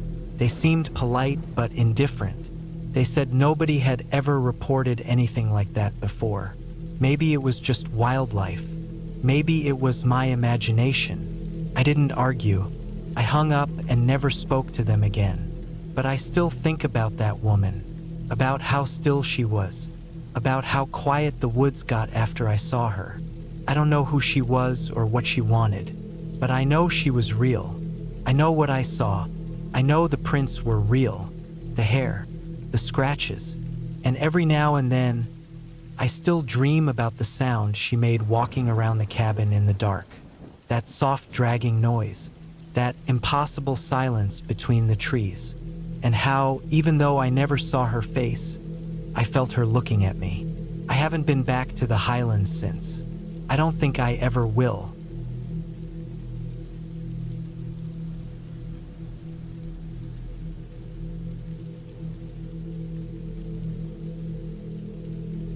It was the spring of 2017 when everything finally caught up to me. I was 33 at the time, living in Asheville, North Carolina, working long hours at a small architecture firm downtown. My boss wasn't cruel or anything, but the constant deadlines, the clatter of keyboards, the meetings that dragged on for hours, and the pressure to keep up with competition had worn me down to the bone. I wasn't sleeping well. I'd lost weight without trying. My eyes always looked hollow, and my hands shook when I held my morning coffee. One morning, I sat in my car outside the office parking deck and couldn't move. I just stared at the steering wheel for maybe an hour. I wasn't crying or panicking. I just couldn't go in. I turned off the engine and drove straight home. That night, I went online and started looking for places to stay away from everything. No phones, no computers, no people. I ended up on a local forum where someone posted about an old hunting cabin up in the hills near Nantahala National Forest. It had no electricity, no plumbing, but it was far out and quiet. Supposedly belonged to some guy's grandfather who passed away years back. The owner said he didn't use it and didn't care who did, just that people didn't destroy it. He even dropped a pin to it on a private message. It wasn't on any rental site, not even listed on a map. I saved the location and didn't tell anyone. I just packed my truck and left 3 days later. The drive took about 4 hours. Once I passed the usual scenic turnouts and the smaller state roads, I started climbing gravel paths winding up hills. I stopped seeing houses after the first hour. Eventually, I reached a point where the road ended, and I had to leave the truck and hike the rest of the way. I strapped on my backpack, grabbed my supplies, and started walking through the trees. No trails, no signs, just thick woods and the GPS that on my phone. The forest was quiet and heavy. The deeper I went, the older everything seemed. Moss clung to the trees in sheets. Thick vines dangled overhead. I saw no trash, no footprints, no paths carved by other campers.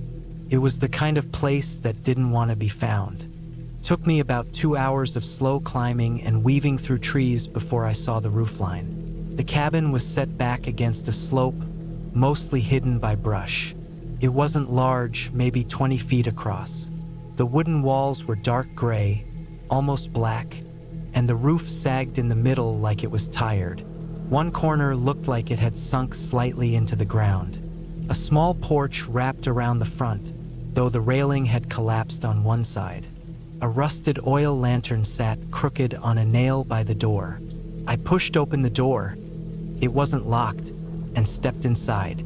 The smell hit me first. Damp wood, old paper, and something like rust. There were 2 small windows on either side, covered in grime and spider webs, but enough light crept in to see the inside.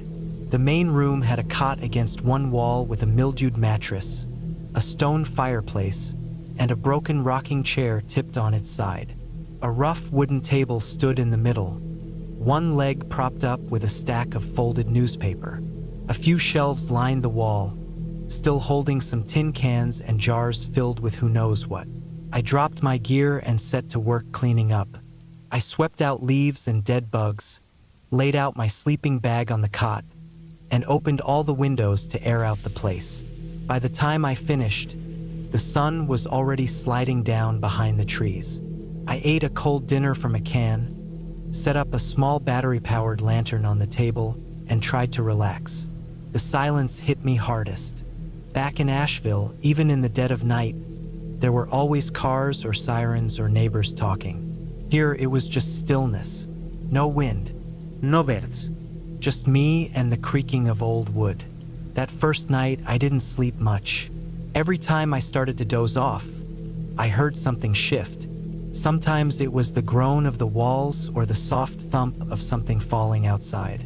A few times, I sat up and held my breath, trying to figure out if I was just hearing things. I told myself it was just an old place settling. Nothing more. I spent the next day exploring the area. I marked trees with chalk so I wouldn't get lost and followed a dry stream bed for a couple miles. I didn't see any signs of other people. No campsites. No rapes. Not even footprints. I started to feel like I was the only one to have walked there in years. But then I noticed something strange near the cabin on the way back. Behind it, hidden in the brush, there was a path of trampled grass. Not fresh, but not too old either. It led downhill away from the direction I'd come. Curiosity got the best of me and I followed it. It wasn't long before I came to a small clearing, maybe 100 yards from the cabin. In the center was a pile of old junk. Rusted tools, a tire rim, broken wood planks. But what stood out to me was a large animal cage. It was mostly collapsed and covered in moss, but you could still see the frame. It looked like the kind used for trapping big game. Next to it was a rope pulley system attached to a tree. Something about it unsettled me. I couldn't explain why. Maybe because it didn't fit. If this had just been a hunting cabin, why was there a large cage like that? Why all the junk piled so neatly in one spot? Why hadn't the owner mentioned any of this? That night, I locked the cabin door with a spare latch I'd brought. I kept my lantern on low and stayed up reading until I couldn't hold my eyes open anymore. But I woke up again around 3 a.m. There was a sound outside, not just the trees, a definite crunching like footsteps in leaves. They were slow, deliberate. I froze in my sleeping bag and listened. My heartbeat sounded louder than the noise itself. Then silence. Nothing moved for a while. Then I heard it again, closer to the back wall this time. Something brushing against the wood. I didn't move. I didn't get up. I didn't even reach for my flashlight. I just lay there, eyes wide, for what felt like an hour until it stopped. In the morning, I checked around the cabin. No footprints. No broken branches. No signs of animals or people. But I noticed something strange. The back window had a small smudge on the glass, like a palm print. Couldn't be sure. It was faint. Could have been from years ago. but it hadn't been there when I cleaned that window the first day. I was on edge the rest of the day. I tried to convince myself it was an animal. A bear, maybe, but I'd seen bear prints before. They didn't sound like that. They didn't brush walls. And they sure as hell didn't leave handprints. I thought about packing up, but something made me stay. Maybe pride, maybe stubbornness. I told myself I was just imagining things. That night, I didn't sleep in the cabin. I took my gear and hiked back down the path toward the clearing and set up my tent in a spot behind a large rock. I wanted to see if anyone would approach the cabin again if it seemed empty. I stayed up the whole night, wrapped in a blanket, watching the cabin through a pair of cheap binoculars I'd brought. Nothing happened for hours, just darkness and the occasional flicker of moonlight through clouds. Then, sometime around 2 or 3, I saw movement. A figure stepped into view from the left, walking slowly toward the front porch. I held my breath. It wasn't an animal. It was a person. No flashlight. No pack. Just a dark shape moving carefully, almost cautiously. They stopped at the door and seemed to lean forward, maybe listening. Then they slowly circled around the side of the cabin, disappearing behind it. I waited. I didn't move. I didn't sleep. The figure never came back into view. I stayed frozen until sunrise. In the morning, I checked the cabin. The door was slightly ajar. I know I had latched it. Inside, nothing looked taken, but a corner of my sleeping bag had been pulled back, like someone had peeked inside it. I left that day. I packed everything up, hiked down to the truck without stopping, and drove straight home. I didn't look back.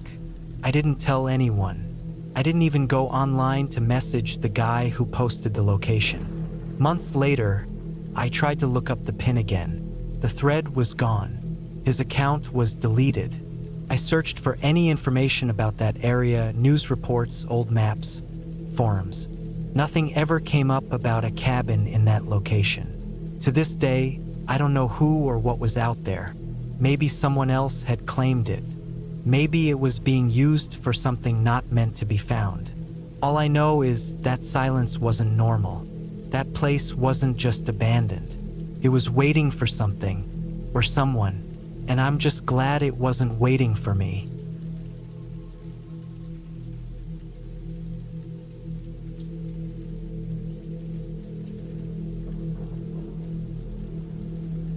It was the spring of 2019 when I finally took some time off work to start building a small off-grid cabin in a clearing I found near the Umpqua National Forest in Oregon. I was 31 at the time, burnt out from my desk job in Portland, and I needed a break from everything. People, screens, traffic, noise. I'd bought 5 acres of wooded land a year before that, not too far from the town of Glide, and I'd been slowly clearing it during weekends when I could make the 3-hour drive south. But now I had 3 full weeks off, and I planned to spend the first one building the shell of a small one-room cabin by myself. The land wasn't anything fancy, just a narrow strip of fir and pine, with a clearing about 100 yards in from where I parked my old Tacoma on a gravel pull-off. There wasn't a driveway or anything yet. No running water, no utilities, just forest, deer, birds, and quiet. I'd already brought in the lumber during my last few trips and stacked it under a big green tarp in the clearing. I had a generator, some tools, 2 sawhorses, and all the hardware I'd need. I'd studied a dozen simple cabin blueprints online and drew up a rough plan based on a few of them. I wasn't a contractor, but I knew how to use a hammer and square, and I'd helped my uncle frame a deck once when I was a teenager. I figured it couldn't be that different. I'd also brought a tent and planned to camp on site the whole time. I liked the idea of waking up where I was building. No driving in and out. Just get up, make some instant coffee, and start cutting wood. I had enough fuel for the generator, plenty of canned food, a water jug, a small first aid kit, and my Glock 19 locked in a dry bag just in case. Not that I expected trouble. The land was remote. The only people who knew I was out there were my younger brother and a guy I worked with. It rained the first night. Not just a drizzle, cold, steady rain that pounded the rainfly of the tent and soaked the clearing. I laid awake listening to it while the wind pressed the sides of the tent in and made the trees groan and sway above. I hadn't expected that much rain in early May, but the forecast had looked iffy when I left, and I figured I'd just push through. I wrapped myself in my sleeping bag, tried to ignore how damp the floor was getting, and told myself it would clear up by morning. Didn't. By the time I crawled out of the tent around 6:30 a.m., everything was wet. My boots were wet. My gloves were wet. The tarp over the lumber had held, but the edges were dripping and the ground was mud. My breath fogged in the cold morning air, and I started the little propane burner to make coffee while raindrops tapped on the canopy above. The forest smelled sharp and green and earthy. Even with the rain, I started building. I figured the footing piers needed to go in first, so I used my post-hole digger and shovel to clear 8 holes where I'd marked with spray paint. Each one had to be about 18 inches deep, and the soil was soft enough, but every time I lifted the digger, water started pooling at the bottom. I tried bailing it out with a plastic cup and worked fast to get concrete poured in before the holes turned into little ponds. It wasn't perfect, but I figured it would do. That first day was all digging and pouring. My jacket was soaked through by 10 a.m., and my jeans clung to my legs with a wet heaviness that never went away. My gloves tore on the edges of the wheelbarrow as I mixed bag after bag of concrete and tamped it around the sonotubes. I was too stubborn to stop. I wanted to at least finish the piers. By the time I got the last one set, the sun was setting behind the trees, though I hadn't seen it all day. Back in the tent that night, the rain came even harder. I changed into dry clothes, but the tent floor was starting to leak. I'd laid it on top of a tarp, but water found its way through the seams anyway. I sat hunched over, eating canned chili from a pan and listening to the wind shake the trees. I'd never felt unsafe in the woods before, but that night I kept thinking I heard footsteps in the brush just beyond the tent. Maybe a deer, maybe a raccoon. I wasn't sure. I unzipped the tent flap once and pointed my flashlight toward the tree line, but I didn't see anything except streaks of rain and swaying limbs. Still, I didn't sleep much. The next day was more of the same. Gray sky, soaking rain, and mud that sucked at my boots when I walked. I laid the floor beams across the piers and spent most of the day framing the base. It was satisfying, in a way, hammering things together in the middle of nowhere, the sound of it echoing between the trees. But my hands were starting to blister, and the generator was sputtering more than I liked. I was careful with the fuel, but I worried about running out before I finished. On the third night, something felt wrong. I'd crawled into my tent again after a long day cutting and assembling wall frames, my body sore from hauling wood and lifting alone. The forest was dark. I couldn't see my hand in front of my face without the flashlight. I was almost asleep when I heard something outside. It wasn't an animal, not a rustle, not a branch breaking. It was a heavy thud, like something dropping onto the ground, followed by silence. Then another thud. I held my breath. I thought maybe something had fallen from a tree, a big pine cone, a broken branch. But then I heard what sounded like slow steps, muddy, squishing steps, around the far side of the clearing. Too heavy for a raccoon, not fast enough for a deer. I didn't move, just stayed still in the sleeping bag, listening. The steps circled slowly, maybe 30 feet away. Then nothing, just wind and rain again. I waited half an hour before unzipping the bag and grabbing the Glock from the dry bag. I didn't unzip the tent. I didn't shine the light. I just waited, wide-eyed, barely breathing. By morning, nothing was out there. No footprints in the mud, not that I could see. I told myself maybe it had been an animal after all.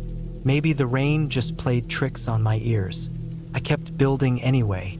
The cabin started taking shape.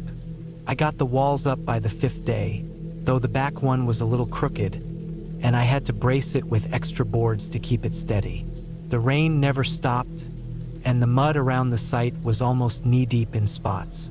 My tent had started to collapse in the corners, so I moved it under the cabin frame and slept on top of the floor platform the next night, wrapped in a tarp. That night, I heard the steps again. This time, they came closer. I was half asleep when the sound of squishing mud woke me up, closer than before, just beyond the unfinished walls. I laid completely still, wrapped in the tarp, the Glock in my hand. The steps came around the side, then stopped. I couldn't see anything, but I knew someone, or something, was standing just feet away from me, probably looking in through the open wall frames. I didn't move. I didn't breathe. Then, slowly, the steps moved off, back into the woods. I listened to them fade into the rain. The next morning, I found tracks in the mud. Boot prints. Human boot prints. They weren't mine. They were bigger, deeper. They came in from the woods, circled the cabin, and walked back out toward the trees. I stared at them for a long time. I didn't know what to do. I was too far from town. I didn't have cell service. I could hike out, drive back, tell someone. But who? And what would I say? That someone walked around my cabin one night in the rain? I told myself it was probably a hunter. Maybe just someone lost. Maybe they saw the tarp and the tools and figured someone was working there. Maybe they didn't mean harm, but they came at night, in the rain, and didn't say a word. I finished the roof on the 6th day. Just a simple pitched tin roof with a small overhang on one side. It wasn't pretty, but it kept the inside dry. I decided not to stay that night. I packed my gear, loaded the truck, and took one last look at the muddy clearing with the half-finished cabin standing there like a skeleton in the woods. I drove back to Portland in silence, glancing in the rearview mirror too often, like I expected to see someone following. I didn't tell anyone what happened for a while. 2 weeks later, I came back during a clear weekend with a friend. He brought his shotgun. We found new footprints in the mud near the cabin. Not mine, not his. We finished the cabin in one more trip, sealed it up, put a lock on the door, and left a trail camera in the trees. The camera was gone the next time I checked. Just the plastic mount left screwed into the trunk. I haven't slept out there since. The cabin still stands, but I don't. Not at night. Not alone.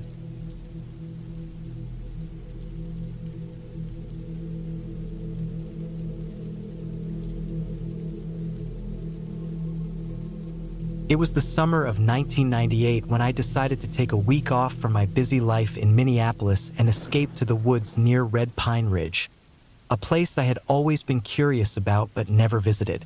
The town of Pine Creek was small, tucked away in the northern part of Minnesota, surrounded by dense forests and rolling hills.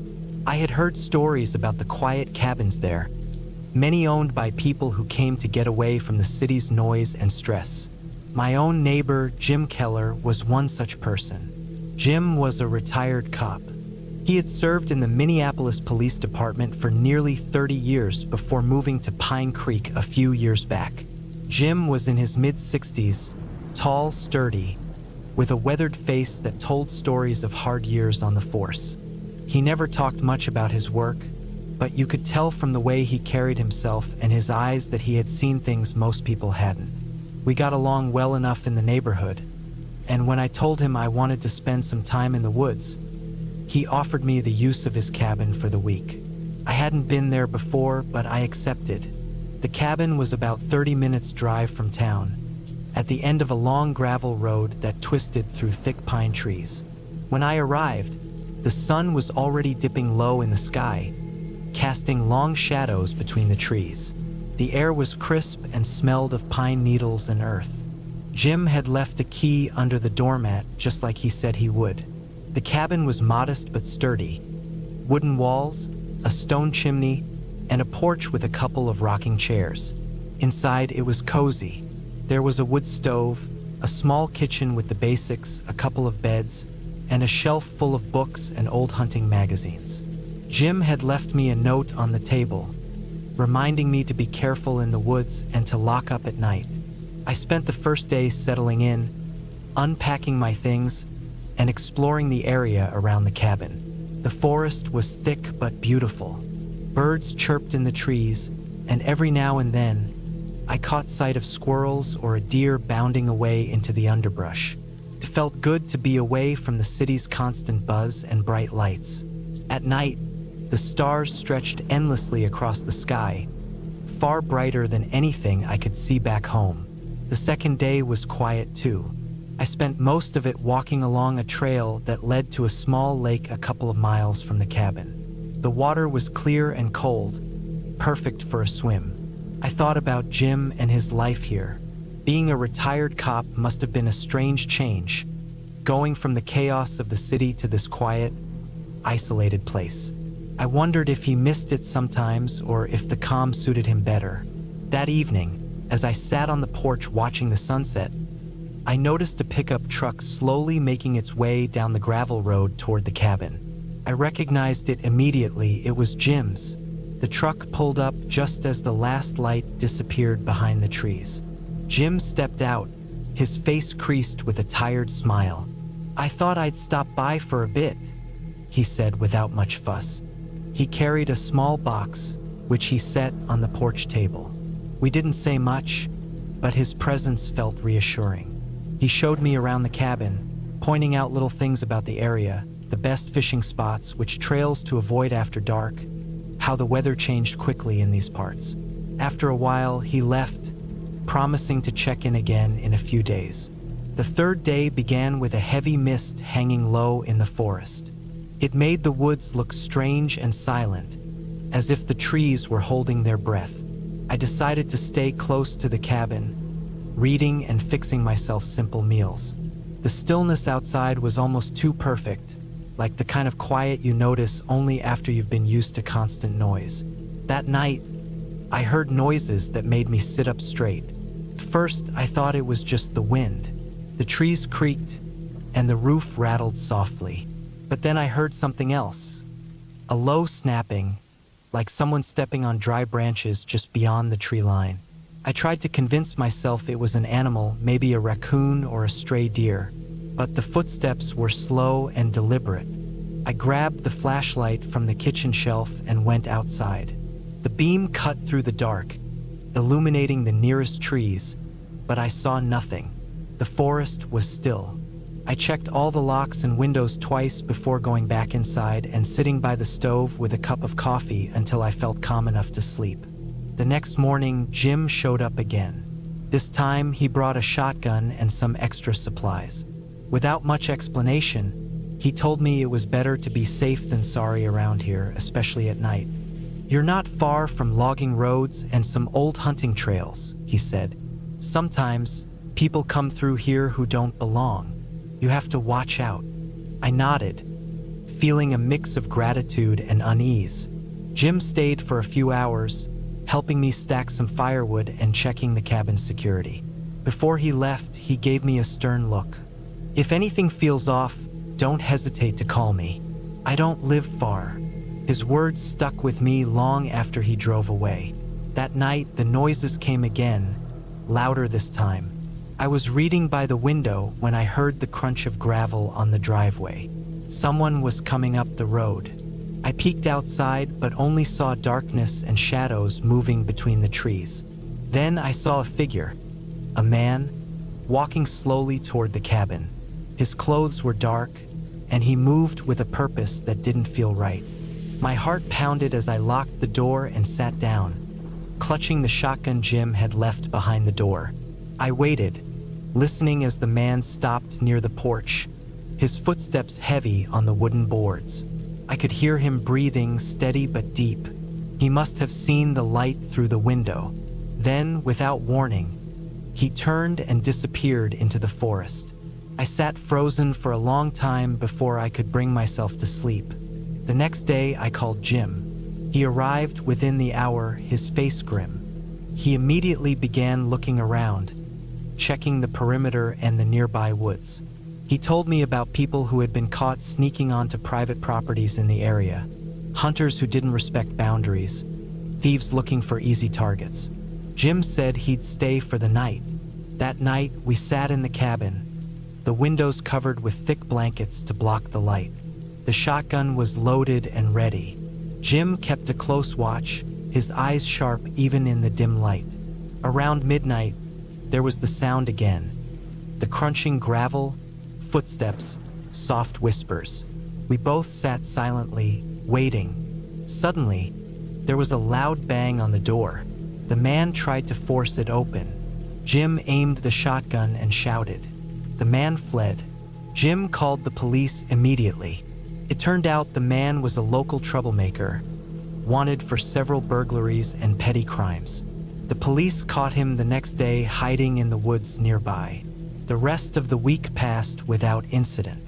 I stayed alert but began to feel safer knowing Jim was close by and that the police were watching the area more carefully. When I left, Jim shook my hand firmly. Next time you want to get away, just let me know. We'll keep you safe. Driving back to Minneapolis, I thought about how quiet the woods had seemed before all this. But now, I knew there was a darker side to that silence. One that Jim, with all his years of experience, was ready to face. This trip taught me that danger isn't always loud or obvious. Sometimes, it's the quiet footsteps in the dark, the shadows that don't quite belong, and the weight of knowing you have to be ready. I'm grateful for Jim, my neighbor, the retired cop, who reminded me that being prepared and alert can make all the difference.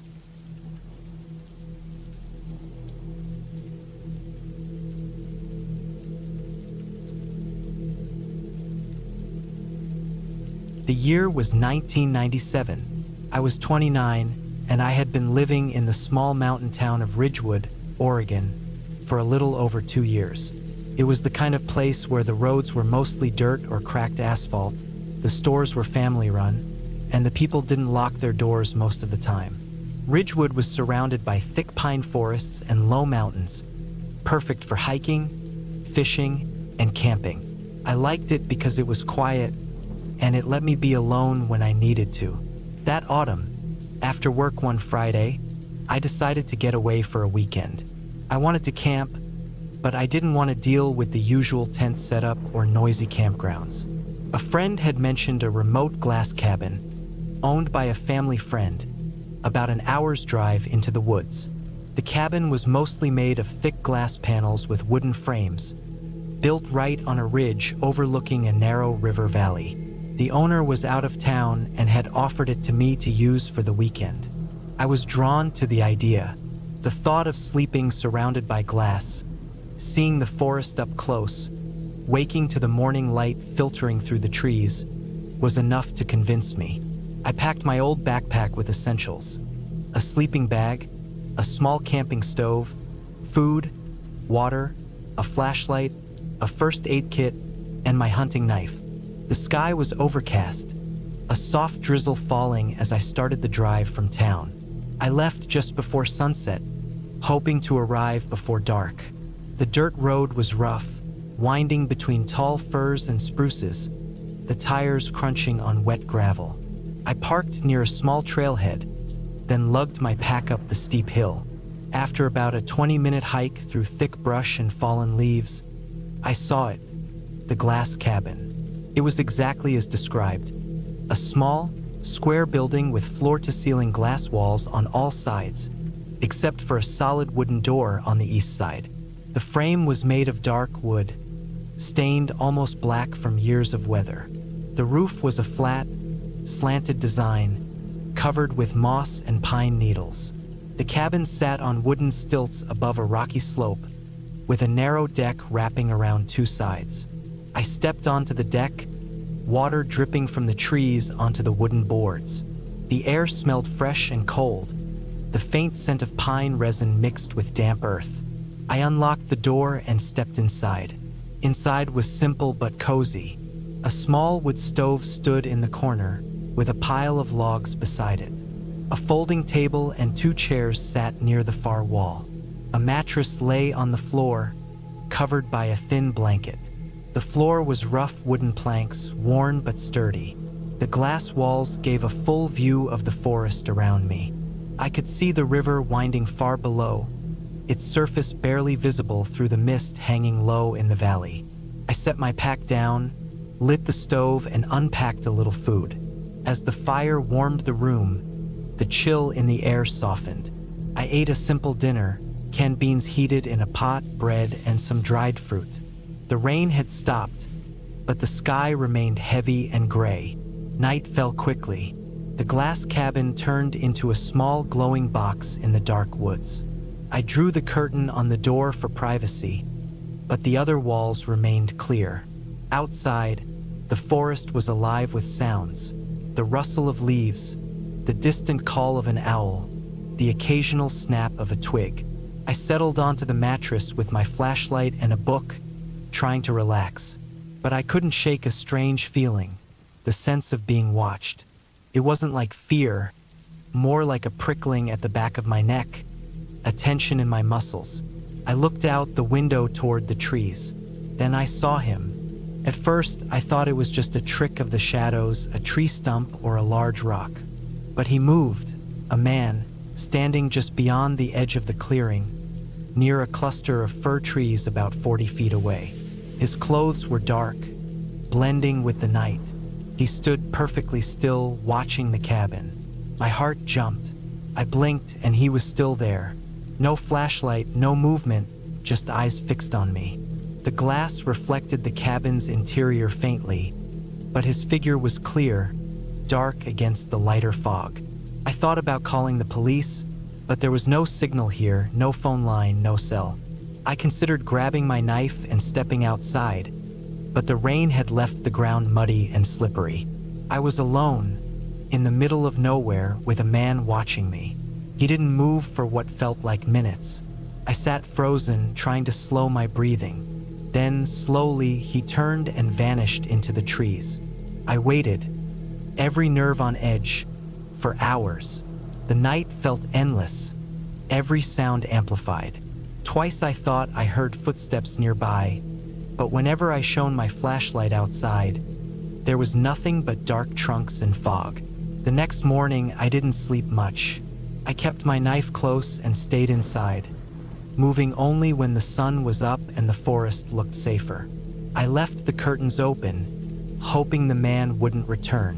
When I went outside to explore, I noticed footprints in the muddy earth around the cabin. Large, booted prints leading from the edge of the woods to the cabin's side and back again. They were fresh. I spent the day tense but careful. I didn't hear or see anyone else, but the prints worried me. I packed extra firewood and food, preparing in case I needed to stay longer or defend myself. That night, I heard faint noises, low whispers carried by the wind, the crack of a branch breaking, and the unmistakable sound of footsteps circling the cabin. I huddled near the stove, the knife in my hand, eyes glued to the glass walls. Hours passed without anything visible. Then, just before dawn, I saw him again, the man standing at the far edge of the clearing. This time, he was closer, his face partially visible in the dim light. He looked tired but watchful, eyes locked on me. He stayed for only a moment, then disappeared again into the trees. I spent the rest of that day gathering my things. I decided I wouldn't stay another night. The cabin, beautiful and peaceful in daylight, felt like a trap at night. On my way down the hill, I followed the footprints I had seen. They led into the woods, then stopped abruptly near a broken-down hunting blind. Inside the blind, I found discarded cans, a tattered blanket, and a small campfire pit cold and covered in ash. Someone had been living there, watching the cabin for days or weeks. I took pictures with my phone and sent them to the local sheriff once I got signal near the town. Back in Ridgewood, the sheriff told me the man was a known drifter who had been reported stalking hikers and campers in the area for months. He was dangerous but had managed to avoid capture. I never went back to that glass cabin. The memory of those nights, being watched and hunted in a place so open and exposed, stayed with me. The forest, so beautiful and still in the day, had a hidden side. The man in the dark woods was real, and he was still out there somewhere, waiting.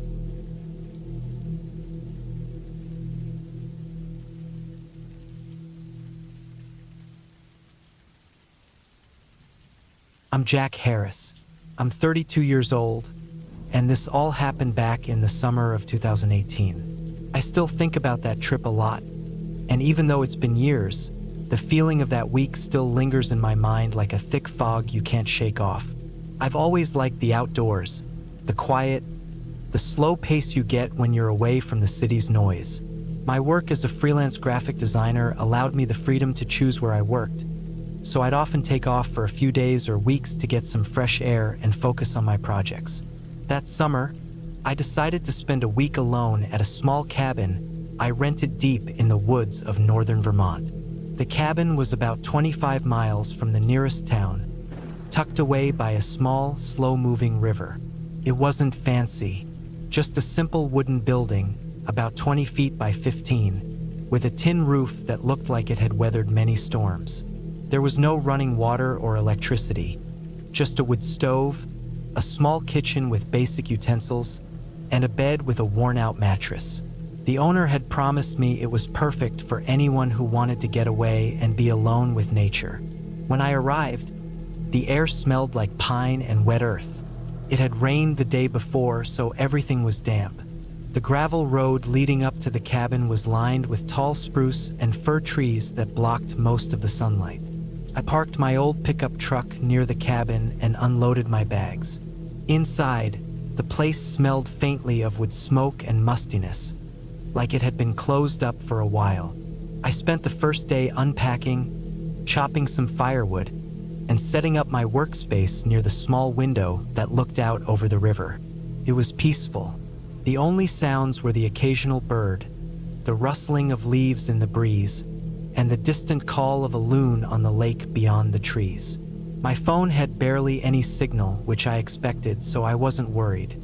I wanted to disconnect anyway. Over the next couple of days, I settled into a rhythm. Mornings were cool, sometimes foggy. I would make coffee on the stove, eat some oatmeal, then work for a few hours drawing on my tablet, using a solar charger to keep it powered. Afternoons, I'd explore the woods, follow the river, or just sit outside watching the clouds drift by. Evenings were for making a fire, cooking simple meals, and reading by lantern light. But around the third night, things started to feel off. It began with the sounds. At first, I thought it was just animals, maybe a deer or a raccoon, but the noises were too deliberate, too close. Something was moving just beyond the edge of the clearing where the cabin stood. I told myself it was just my imagination, or maybe a bear sniffing around. I kept a hunting knife on the table just in case.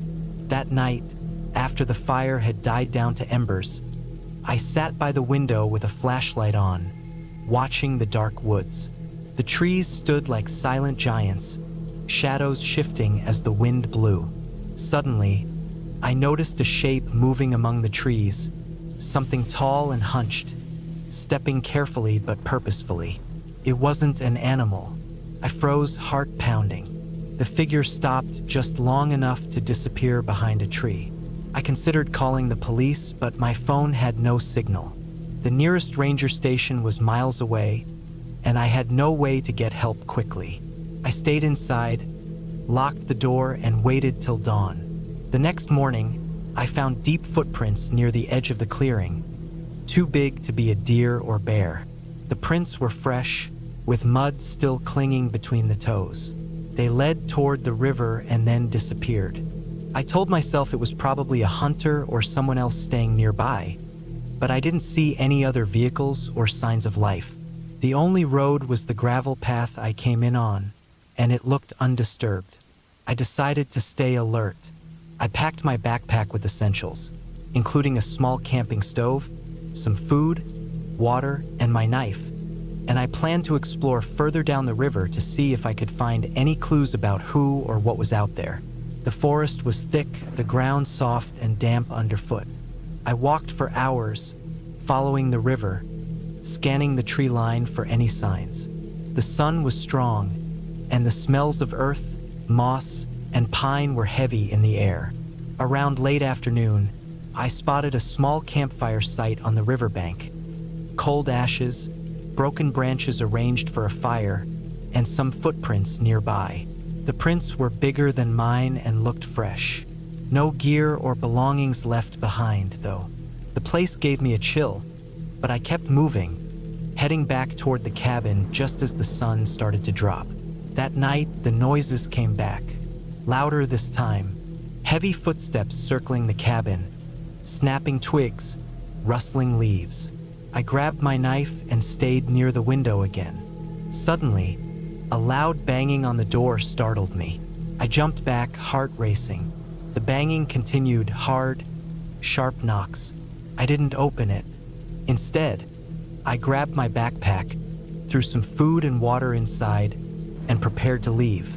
If someone was out there, I wasn't gonna stay another night. I waited a few minutes, then cautiously opened the door to see if anyone was there. Nothing, only the woods. No footprints in the mud, no signs of anyone nearby. The night was cold and still. I packed everything in my truck as fast as I could, double-checking the doors and windows, my hands trembling. As I started the engine, I caught a glimpse of something. A figure standing just beyond the trees at the edge of the clearing, watching me. I drove away fast, the headlights cutting through the darkness, my mind racing. I didn't stop until I reached the main highway and had a strong cell signal. I called the ranger station, told them about the strange footprints and noises. They said they'd send someone to check it out.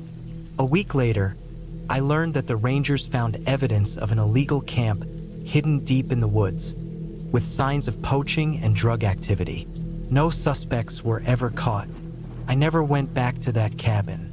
That trip taught me that sometimes the scariest things aren't monsters or ghosts. They're just people hidden in the dark, watching.